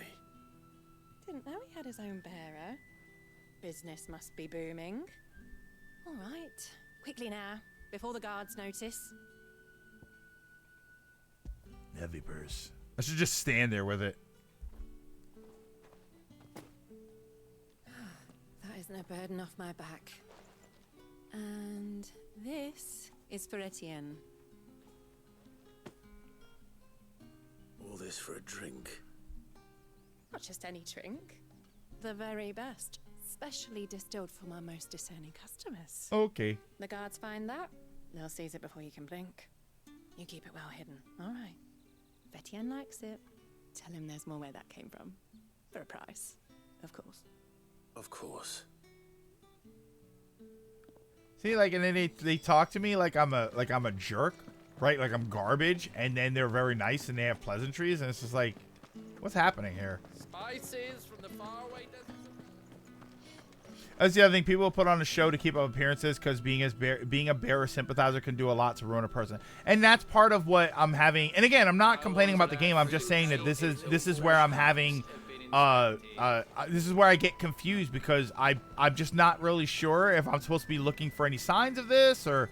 I mean, this is all side quests, so realistically, this is kind of why I don't do side quests sometimes. Because there's just a lot to it, and I'm usually just like, all right. Fresh from the master's table. I do not know you. Quick before the guard notices. Well, I figured quick before the guard notices because the guard would steal the liquor that she was just saying is so awesome they would want to have it. Hand over the goods and be gone.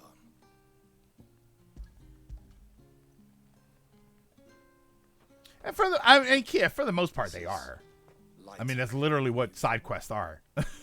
Branded, if I discover you have played me false, I can always take it back. Yeah, just play the game that lets you magically turn into a demon of hellfire. cut out your insolent tongue.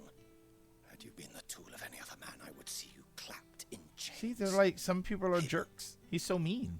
Take it and get out of my sight. Cigars. Those cigars are worth more than your life. Thank God this isn't D&D. I would just be killing people. If this were Skyrim, I would like put buckets on people's heads, or I would lure this guy away and kill him. I would just kill everybody.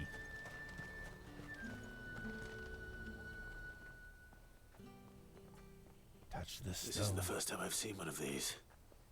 Perhaps I can use them as waymarks. What is it? Wait, isn't this just a thingy? Why did he... Huh? That was confusing. However do they get that color? There's nothing here for your kind, Branded. Go on A lot of now. people taking point when it came to aspects of the game story. You're not alone. Most agree it's not game ruining. Fresh from the master's table.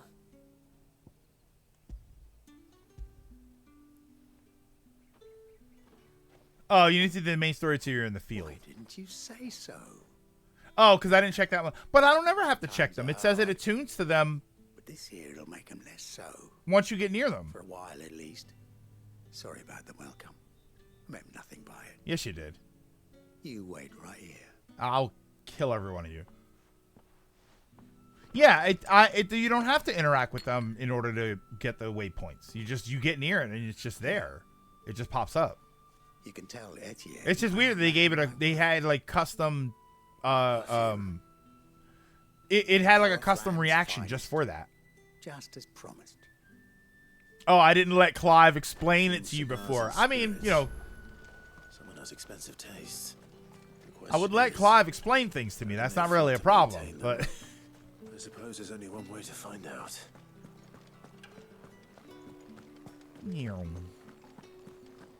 That's the date on that. How about the veil? I haven't seen you around the Vale of late. Oh, don't tell me you've grown tired of us. It's not that. The garrisons are being called back to the capital. We're to join the legions.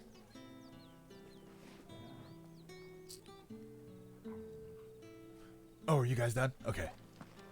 I'm out. I mean, I wasn't listening. Ah, you have returned. I believe these are yours.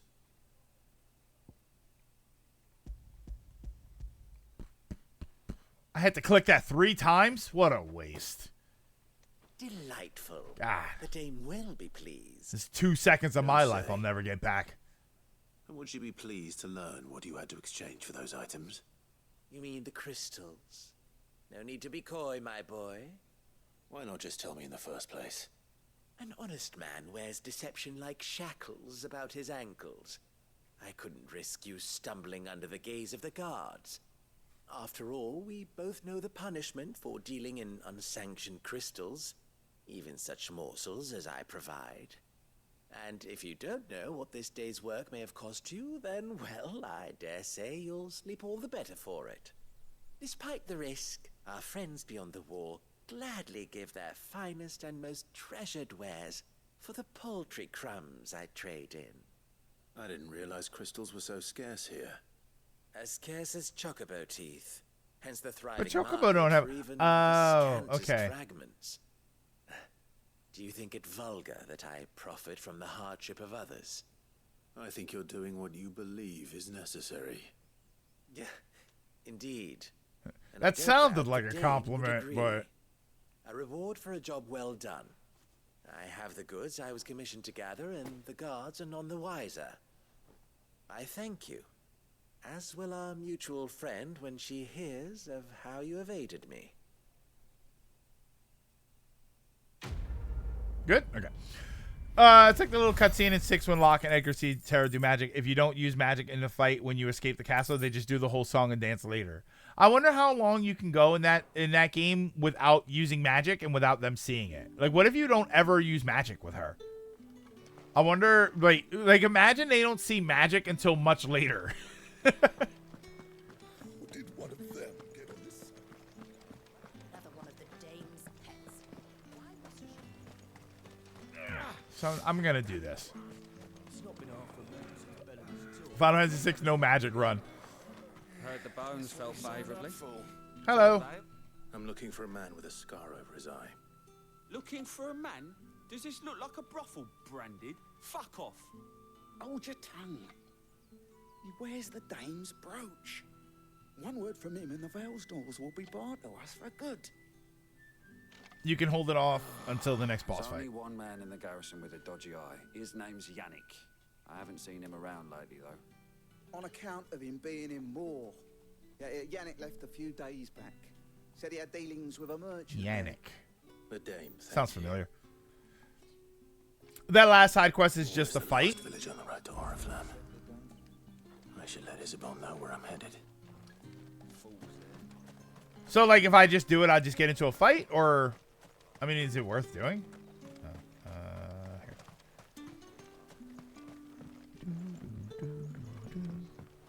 Here. There you go. You happy? Never happy.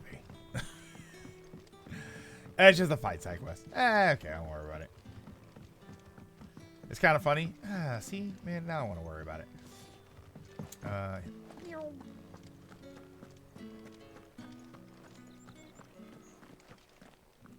Hello. Clive, tell me you bear good tidings. That remains to be seen.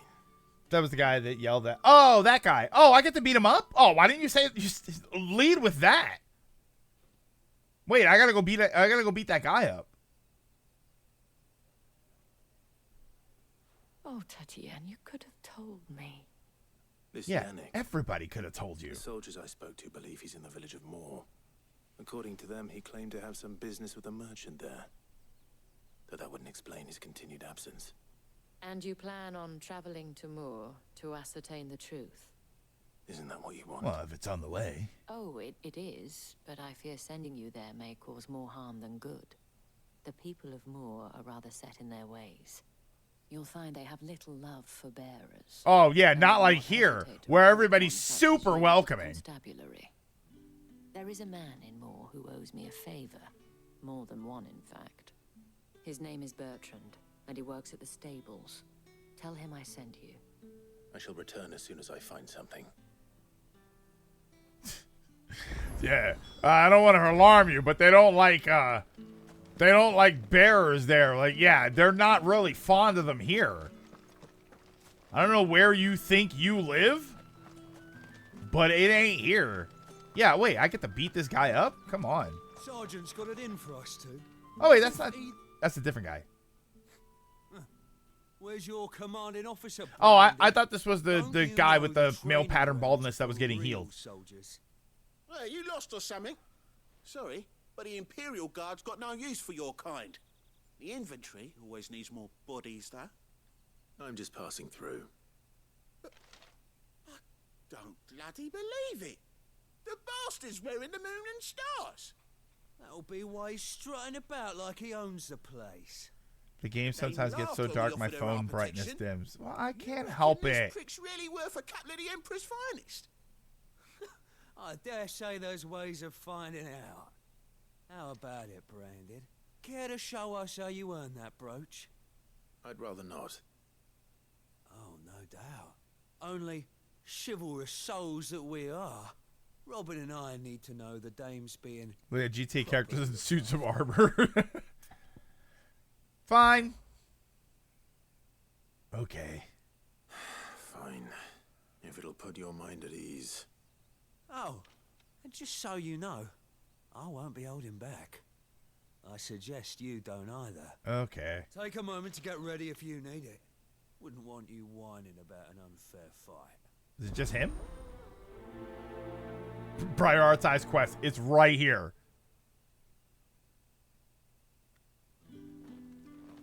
Okay. Now, let's get the measure of you, shall we? About 6'1". If that's what you want. Cocky bastard. All right, let's be having you. It's probably a better way to say that.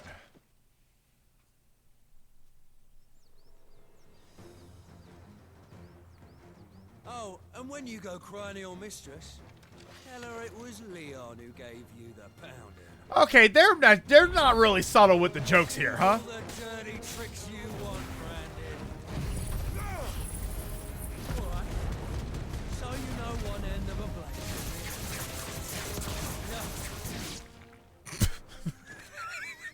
Okay. He got rocked. I was expecting him to put up some kind of a fight. So it's a real challenge. Oh wait, do I get to do more? Sword up, bearer. Yeah, okay, here we go. Hold on. Oh wait. By knowing when to hold my tongue for a start.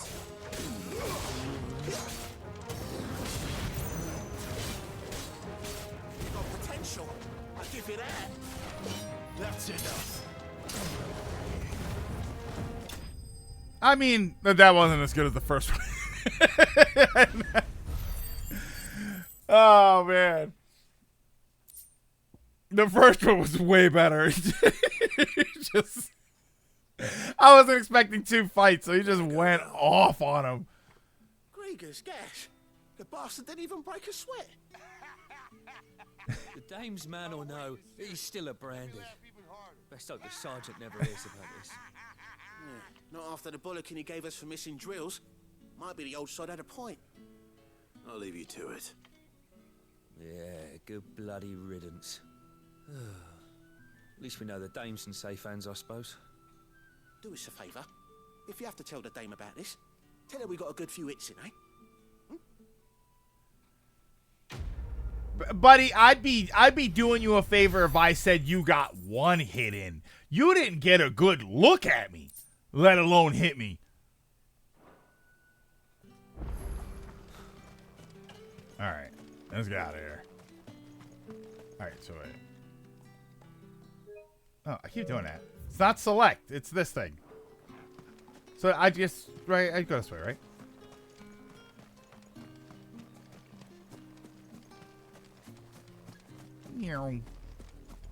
Yeah, 20 XP. I mean, I guess proportionally to the effort that I put in, it's about even. This is the field. So there's stuff out here? How many bearers suffer to keep your granaries full? Oh, look, a bluebird. Oh, it's a mean one. Oh, it literally is called a bluebird. That wasn't even...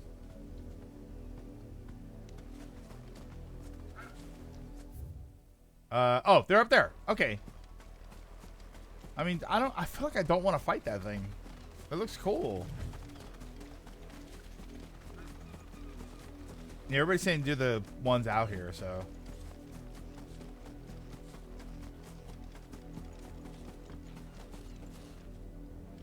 Whee!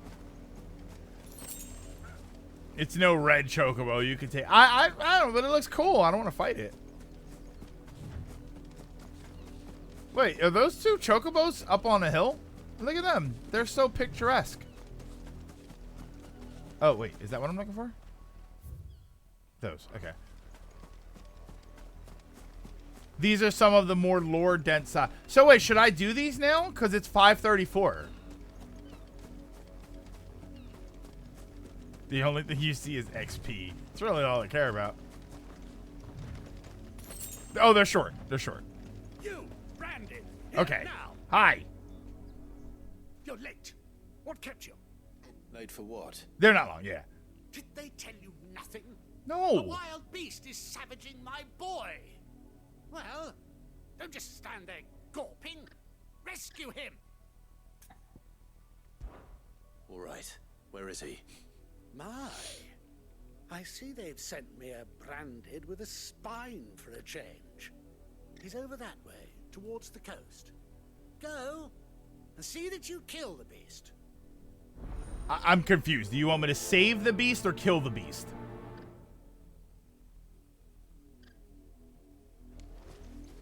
By the way, when you say beast, we're talking about your son, right? For someone whose son's in mortal danger, he didn't seem all that worried. Something's not right here. I need to be careful. It gives you more idea how the bearers are seen. I mean, I'm pretty sure I have a good idea how the bearers are seen. Have you seen my Chloe? Oh, don't bother getting... Well, I mean, I'm here, Out so... of her pen while I did my chores.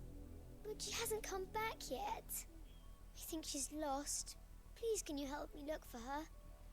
Do you think the guy would want a daughter instead? 2 birds with 1 stone? I can't promise I'll find her, but... I'll just bring her to the guy. He'll be happy. Describe it to me. She's beautiful, white hair. She lets me stroke her when I'm sad. She's ever such a good girl. So quiet and kind. And she likes walking in the wheat. I know the fields are big, but she's never got lost before. Oh, she must be starving too. She hasn't eaten anything. Well, not traffic. He's not trafficking his son. In that case, let's not keep her waiting.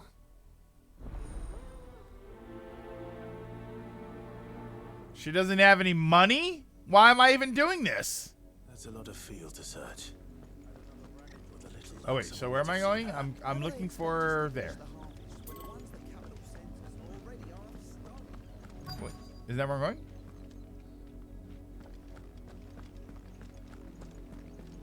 Just help the girl find her pet. Fastidious farm wife. Fields. I need to ask you something. A branded. And an outsider at that, judging by the lack of manners. Why should I help you, eh? You tell me that. Because a girl from the village asked me to find her pet. Chloe. Have you seen her? Chloe, is it? Oh, little Lisette's plaything. Last I saw, the filthy creature was sniffing about the windmill. That girl's old enough to know she should tie her pet up when she's finished playing with it. The windmill. Did we establish what Off we're with you talking now. about when she I says won't have pet? idle branded underfoot. She likes to stroke her hair. Is her... Oh my god, is her pet a person? Is her pet like an old person? She said white hair. Oh, I'm gonna hate everybody here, huh? If this is a person, I'm 100% not gonna like these people already. Chloe? No, that's not Chloe. More brown than white. You're not Chloe, are you, girl? No, Chloe's in the windmill. Is that? Oh, ain't no way. Someone napping on the job. I hope they don't mind the interruption.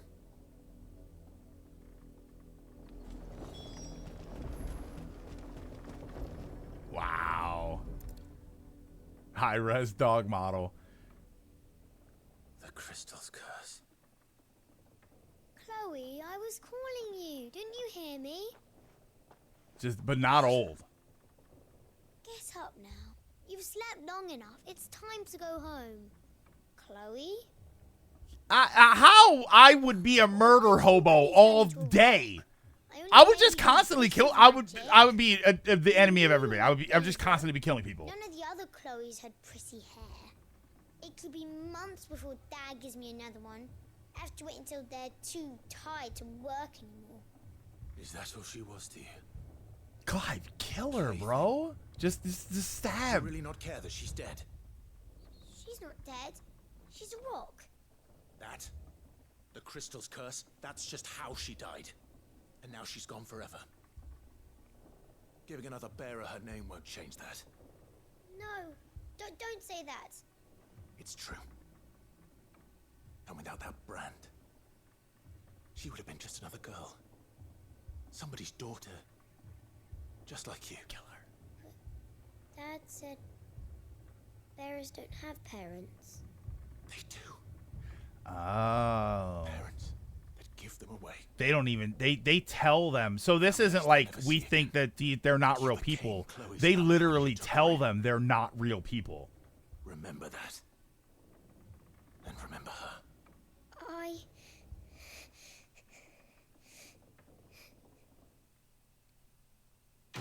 Yeah, but I think, yeah, this is how ingrained it is. They teach them from the beginning that they're not people.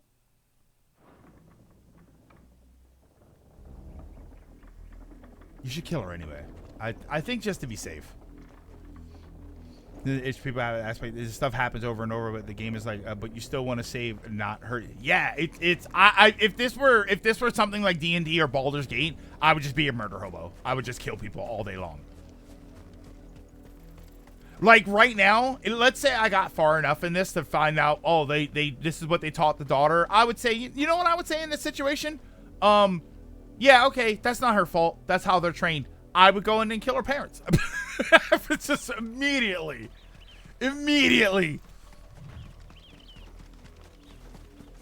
Not to mention, hold on. Not to mention, this sinister music does not help the situation at all.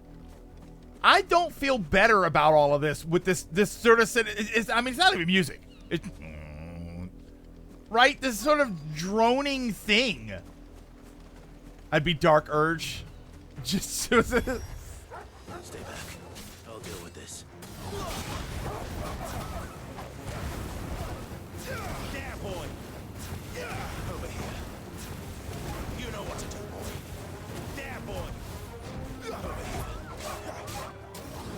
Oh wait, I keep doing. What's the Phoenix shift? It's that thing. That's the thing I keep forgetting.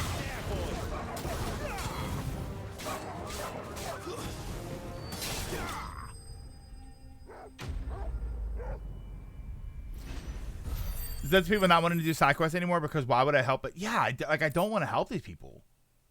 I genuinely don't. This makes sense why this game treats the side quests as nothing burgers. Like, yeah, you're right because No, you weren't supposed to kill Wolfie. You were supposed to die. Father will have you whipped for this. Bearers aren't supposed to win. They never win. What is this? Your father said you were being oh, attacked. this is like a game that they You're play. not supposed to talk. Stop looking at me like that. We were only having fun. Having fun? Why are you still speaking? Father will hear of this. Cut his tongue out. He's a little turd. You can kill him. He's fine to kill. Great shot, by the way. Yeah, this one we can throw into the lake. But it's not the wolf that's to blame. I was thinking that too, like he looks like Joffrey. Someone needs to put an end to this. Which I feel like was intentional. Yeah, the Game of Thrones is real with this. Actually, this was a few weeks ago. The racist kid with the racist parents and the racist community. Do they have a choice?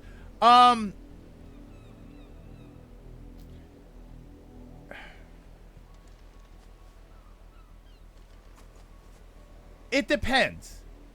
It depends, AGM, on how. Like when you say kid, how old? You know, when that kid goes out into the real world. Here's what I would say.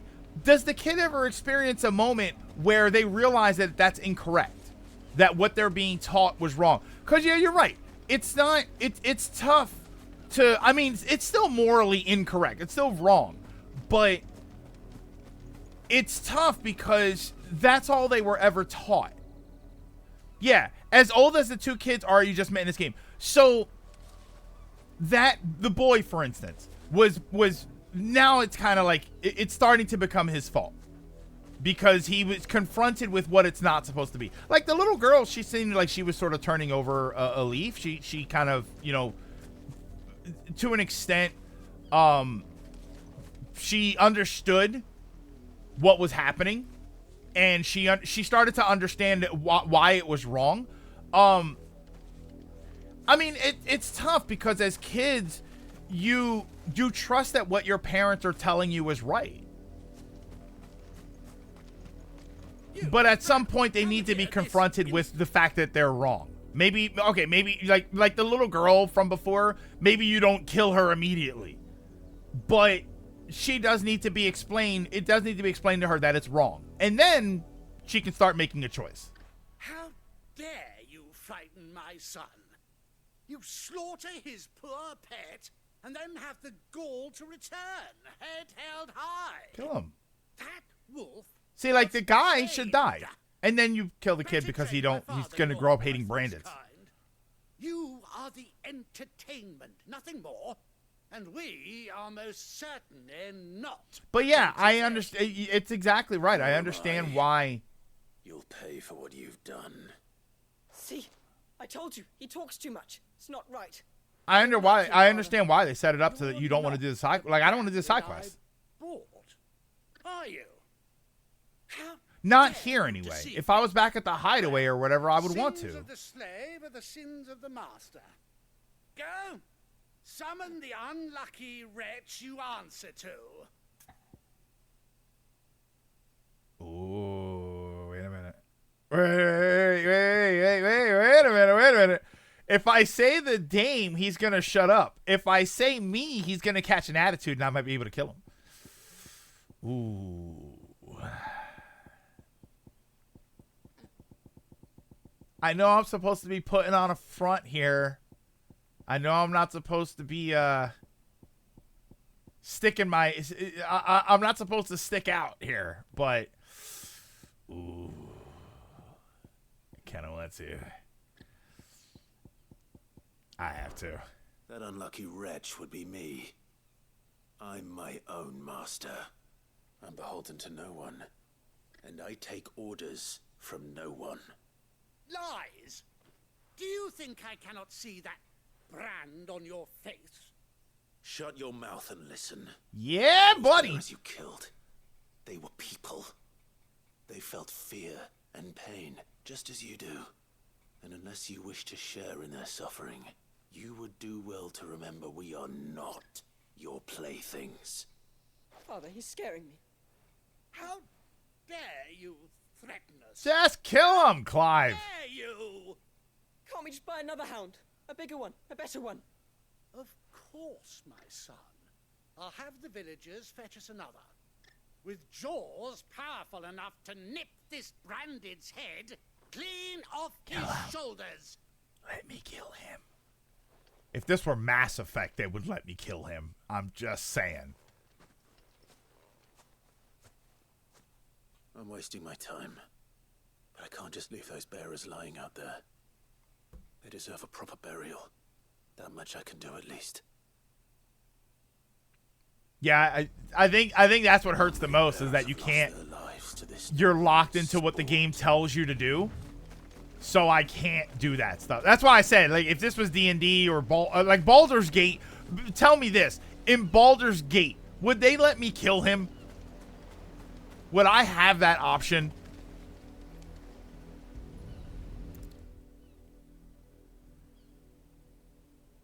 You can't kill anyone. Wait a minute. What do you mean you can't kill anyone in Baldur's Gate? Didn't you kill a bunch of people by accident? You must be Clive. How do you know my name? The Dame. I'm in her service, like yourself.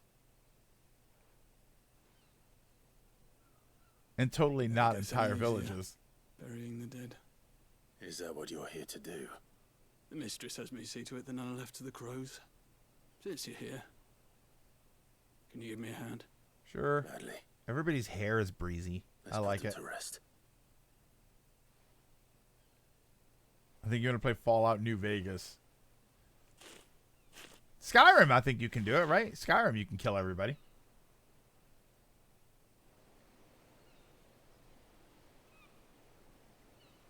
And Dragon's Dogma, I guess technically you can, right? In fact, if you kill them in Dragon's Dogma, your CPU works better. Be lifted. I take it you slew the nobleman's pet? I did. Now I expect they'll find another soon enough. And when it gets here, more bearers will die. How can they think so little of sending us to the slaughter? Because they think so little of us. Simple. Because you are not them. Exactly. Bearers are tools when they're needed, and toys when they're not. And if one breaks, well, you can always buy another. Oh, later, Kia. Have a good one. Such attitudes don't always go unpunished.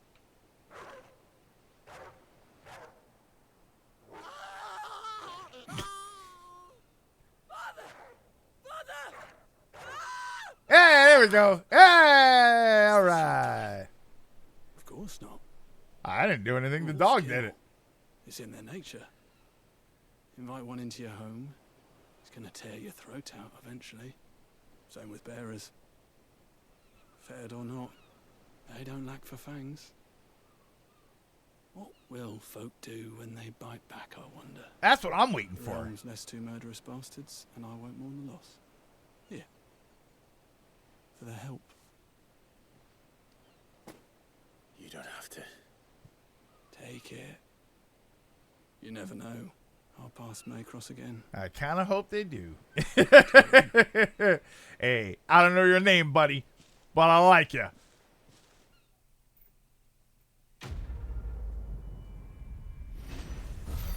Oh, bark. Yeah, see, the little girl, she seemed to understand, you know, oh, this is kind of bad. Oh, you better believe I'm going. They're not going to let me see it, though, are they? Right, because it's going to be like a little kid, so they're not going to let you, they're not going to be here. Yeah, you can't go inside. Oh, wait, they're over here. Wait, maybe they're outside. No? Oh, come on, man. You and me. Shift your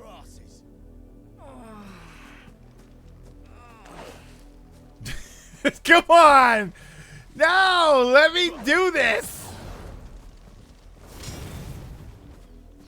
So they died. Clive didn't do it. In fact, he basically let them go. Yeah, and I didn't like that. Which was based on how she was educated. The girl was taught they weren't even human, while the kid was told they're just less than him. Yeah, different educations. Yeah, the bloodstains are all you get. Oh, what an L. Come on, man. Let me in the house. All right. Those side quests alone made me look at this place. I mean, I don't know. I said before, like, this game is... Had another branded drop in the field. This game is dreary. How do they expect us to finish the harvest when the ones the capital sends us... See, you know what? You know what's funny? I'm actually going to wrap it up here. Well, I'm going to stop playing the game here. Save. Yeah, okay. Like, and I was not really in the discourse for this game, so because I didn't want to know too much about it, and you know, I didn't have a system at the time, so I wasn't really worried about it. For the record, there's a murderous wolf. Yeah, we didn't actually find the wolf. Wait, no dead bodies, but you did get to see Clive's butt. I'm glad Clive didn't kill him. He wants to be better. Let them live and make them watch. Yeah, I mean, I joke about, you know, kill him, but it would be Clive doing it, and it would make Clive look like a bad character. I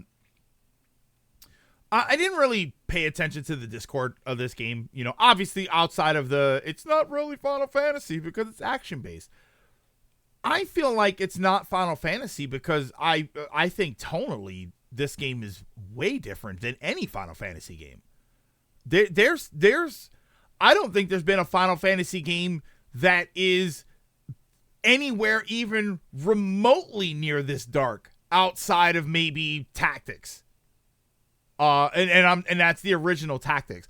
Like, if you want to argue that this isn't Final Fantasy because it's action based, or you don't like the graphic style or the setting or something, okay, sure. You know, Final Fantasy's been moving in a different direction, so it is Final Fantasy, but it's not the one that you are aware of. If you tell me that you don't feel like this is a Final Fantasy game because of the tone of the game, I 100% agree with you. If this game wasn't called Final Fantasy, I would not for a second think it was ever one. Tonally, it's wildly different. Mainline, no. Type 0 is close. Type 0 is pretty dark, but the setting is different. And yeah, and like Tactics, for instance, the original Tactics was pretty, you know, it gets kind of we talked about this before at retro games. It gets kind of underscored because of the graphics, or you know, it doesn't really it doesn't have the same impact because they're little sprites and they're doing things. But if Tactics looked like this, I think it would probably be as brutal. It's a very rough game as far as just the things that happen and the themes and the way they treat each other and stuff. Like, it's a really tough game. People argued it wasn't very Final Fantasy for all of the above, but it often got picked apart as those individual things alone, which frustrated people who said it didn't feel. And that's the thing. If you want to say that it doesn't feel like a Final Fantasy game because of the gameplay, all right, you know, it kind of does and it kind of doesn't. It doesn't feel like a Final Fantasy game just because of the dark tone of everything, the way everything is portrayed. It's very, very, it's intense. And I think that's probably the best word I can use for that. It's that, like you said, you know, people don't want to do the side quests because when you don't want to do side quests in a video game because it triggers you emotionally, that's pretty intense. That's a really extreme situation for a game to put you in. For you to sit there and play a video game and acknowledge that it's not real and yet be so moved emotionally in a particular direction that you don't want to engage in the game anymore, that's rough. That's pretty rough. And yeah, those two side quests are the most brutal things tonally in the game. And before that, here's the problem, and I think somebody kind of said this before. Before them, it was still pretty rough. When you do the first quests at what's it called? The Hideaway. when you do the first quest there and you interact with the bearers and you get a real feel for how crappy they're treated. And there's some other side quests that we did where you interact with bearers and you interact with other people and you get a real feel for how crappy they treat everybody.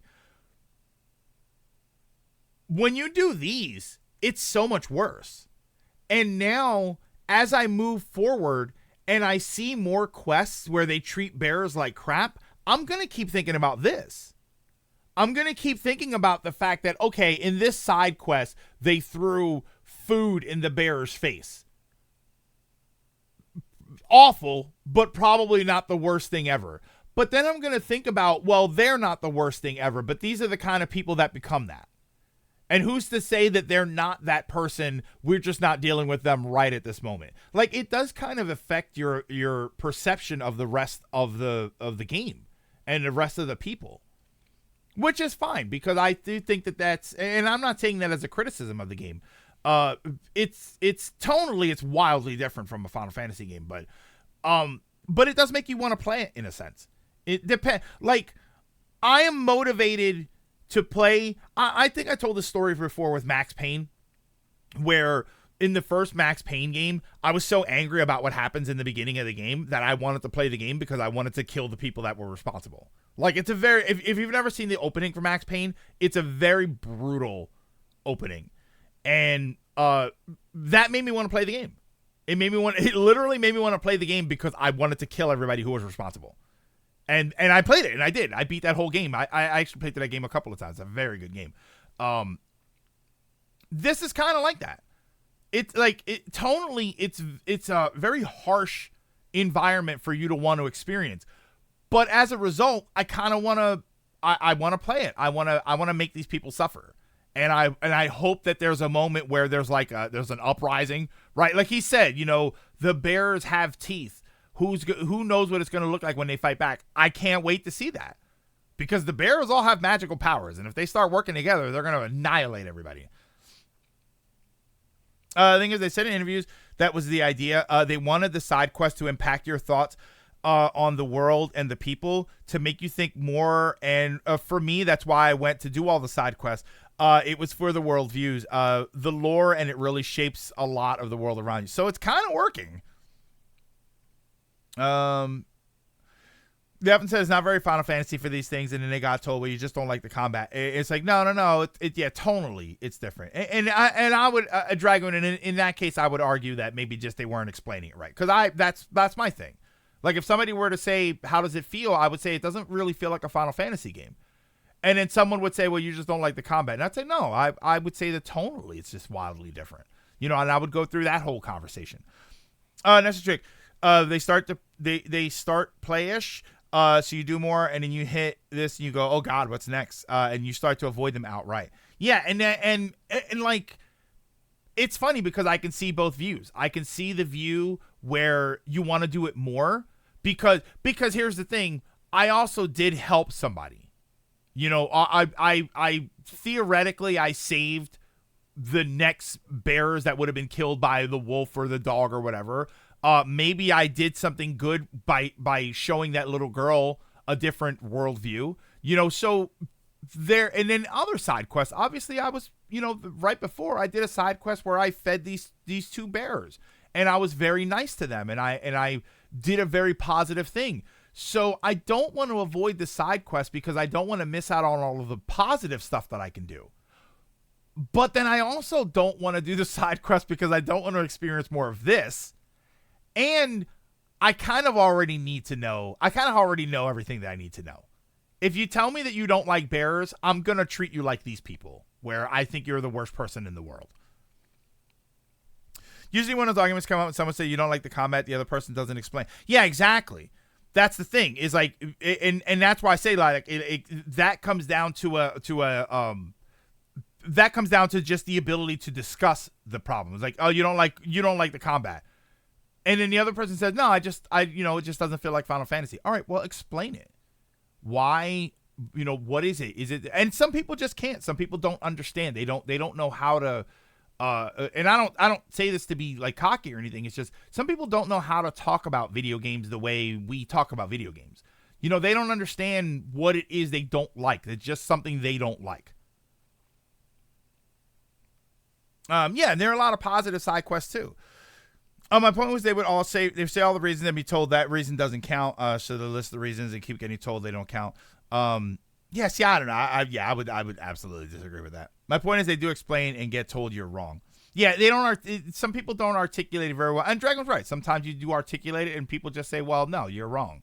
It's like, all right, well, then I'm wrong. Yeah, but then at the same time, I'm not supposed to have to explain anything. I'm allowed to have my feelings, and that's supposed to be that. It's all back and forth, right? It all does the same thing it always does, which is it's a big, gigantic circle. All right, so give me 1 second here.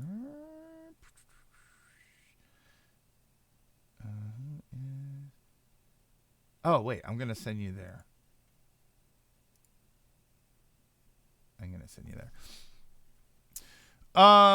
Yeah, so I said it's a Final Fantasy spin-off. I don't think people would have complained, but as a mainline game, a lot of stuff stacks up and makes it feel not very fun. It's like I've said before. I think that Final Fantasy Tactics is my favorite game ever.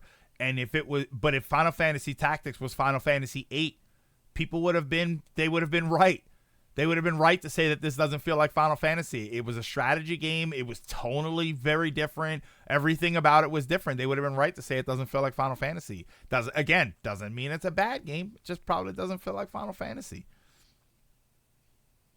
Yeah, Dark Fantasy isn't for everybody. Neither are action games. The combination is so off-putting for some that it feels like a more complex issue than it is to art. Yeah, and you're right. You're absolutely right. There's a lot going for this game that doesn't feel stereotypical for Final Fantasy. Those two side quests are my favorite side quests because of the parallels between the two and the discussions it brings, like this one. This is very. I mean, I'll say this before we wrap up. We talk about whether or not it would be accepted as a mainline. You know, would this have been more accepted if this was Final Fantasy, I don't know, a Tale of the Summons or a Tale of the Icons versus Final Fantasy 16? But why don't we criticize 14 for that? I mean, I know we did. Initially, I know there were some people who didn't like the fact that Final Fantasy 14 was an MMO and it should have just been called Final Fantasy MMO. Same with 11. 11 got the same flack because that was an MMO game, and it was fundamentally dramatically different simply by being an MMO. And yet, we don't really give it that much crap anymore. I don't think it would have been ignored if it didn't have a number. 11 was Final Fantasy Online when it first started, but it was 11. You know, and we never got an actual 11, and 14 was always 14. It got called out initially, but it doesn't get called out anymore. And maybe that's the problem. Maybe 16 is just too new. You know, give it 5 years and no one will care. All of this stuff, this is sort of what we were saying yesterday. Give it a few years and all of the people who crap on this game for whatever reason, they'll move on. And all that will be left are the people that like the game.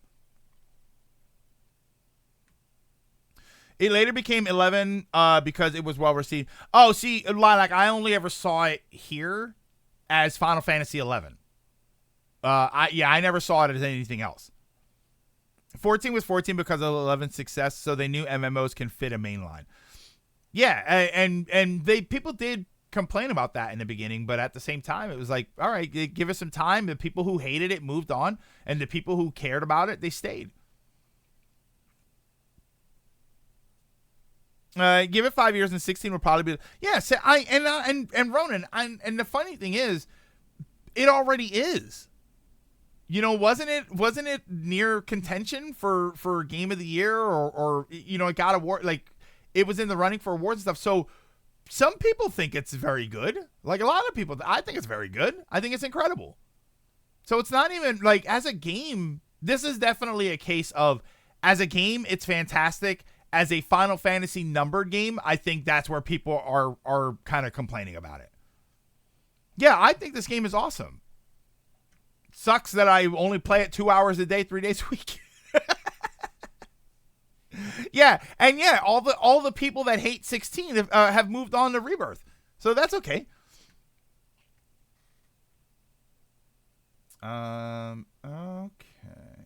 Okay.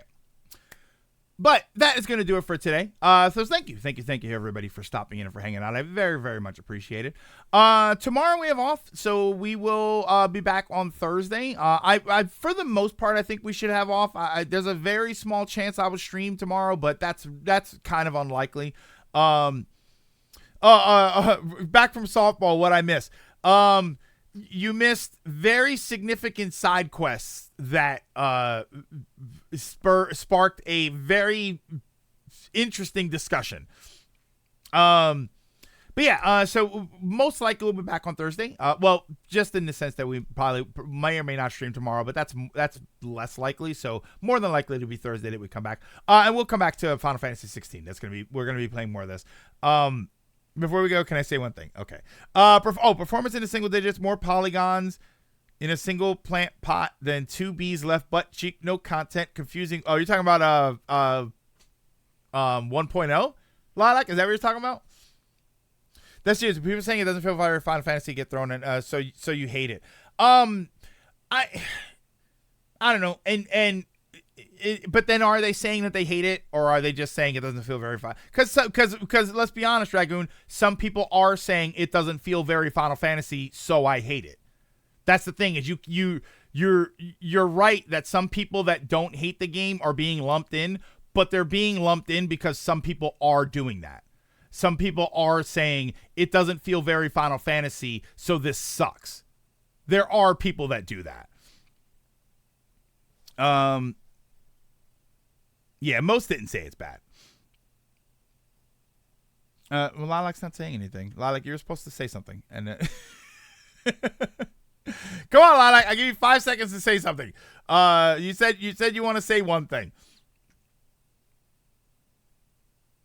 I'm actually proud of chat being able to discuss and watch those 2 side quests, given how heavy it stems into the racism stuff and not devolve into toxic. Yeah, for you're right. You're absolutely right, and thank you for pointing that out. Everybody is very. I was trying to be very like tactful about everything, but yeah, that's a tough. Those are tough side quests to watch and not have the conversation devolve into something. But I think for the most of us, we've been very good with that, and. You know, we've had those discussions. We've had discussions about that. We've talked about, religion and stuff. We've even talked about politics from time to time. I mean, we don't really talk about politics themselves. It's more the discussion. It's more the world around politics that I've brought up from time to time. Very rarely. But I also try very carefully, and I think you guys do too. And I think that that's part of the good thing about it. Is one of the best things about the community is that everybody's very protective of being here. So I think everybody's very quick to be like, all right, let's, if it gets out of control, I don't think I would have to say, let's reel it back in. I think all of you would be just as quick to do that. Right. All of you would be just as quick to say, you know what, it's getting too serious. Let's reel it back in. And then we'll shift focus back to how my image quality sucks. But for right now, I'm gonna send you over to, I guess they just started. Masay Anella. And I'm sure how to pronounce their name. They are gonna be playing Duranko Wenko. Lilac. I figured I would send them. I figured I would send you guys over there so you can watch that game. Since I haven't played it quite yet. But yes, so thank you everybody for oh wait, let me get this ready. What's this? When we kill more clankers?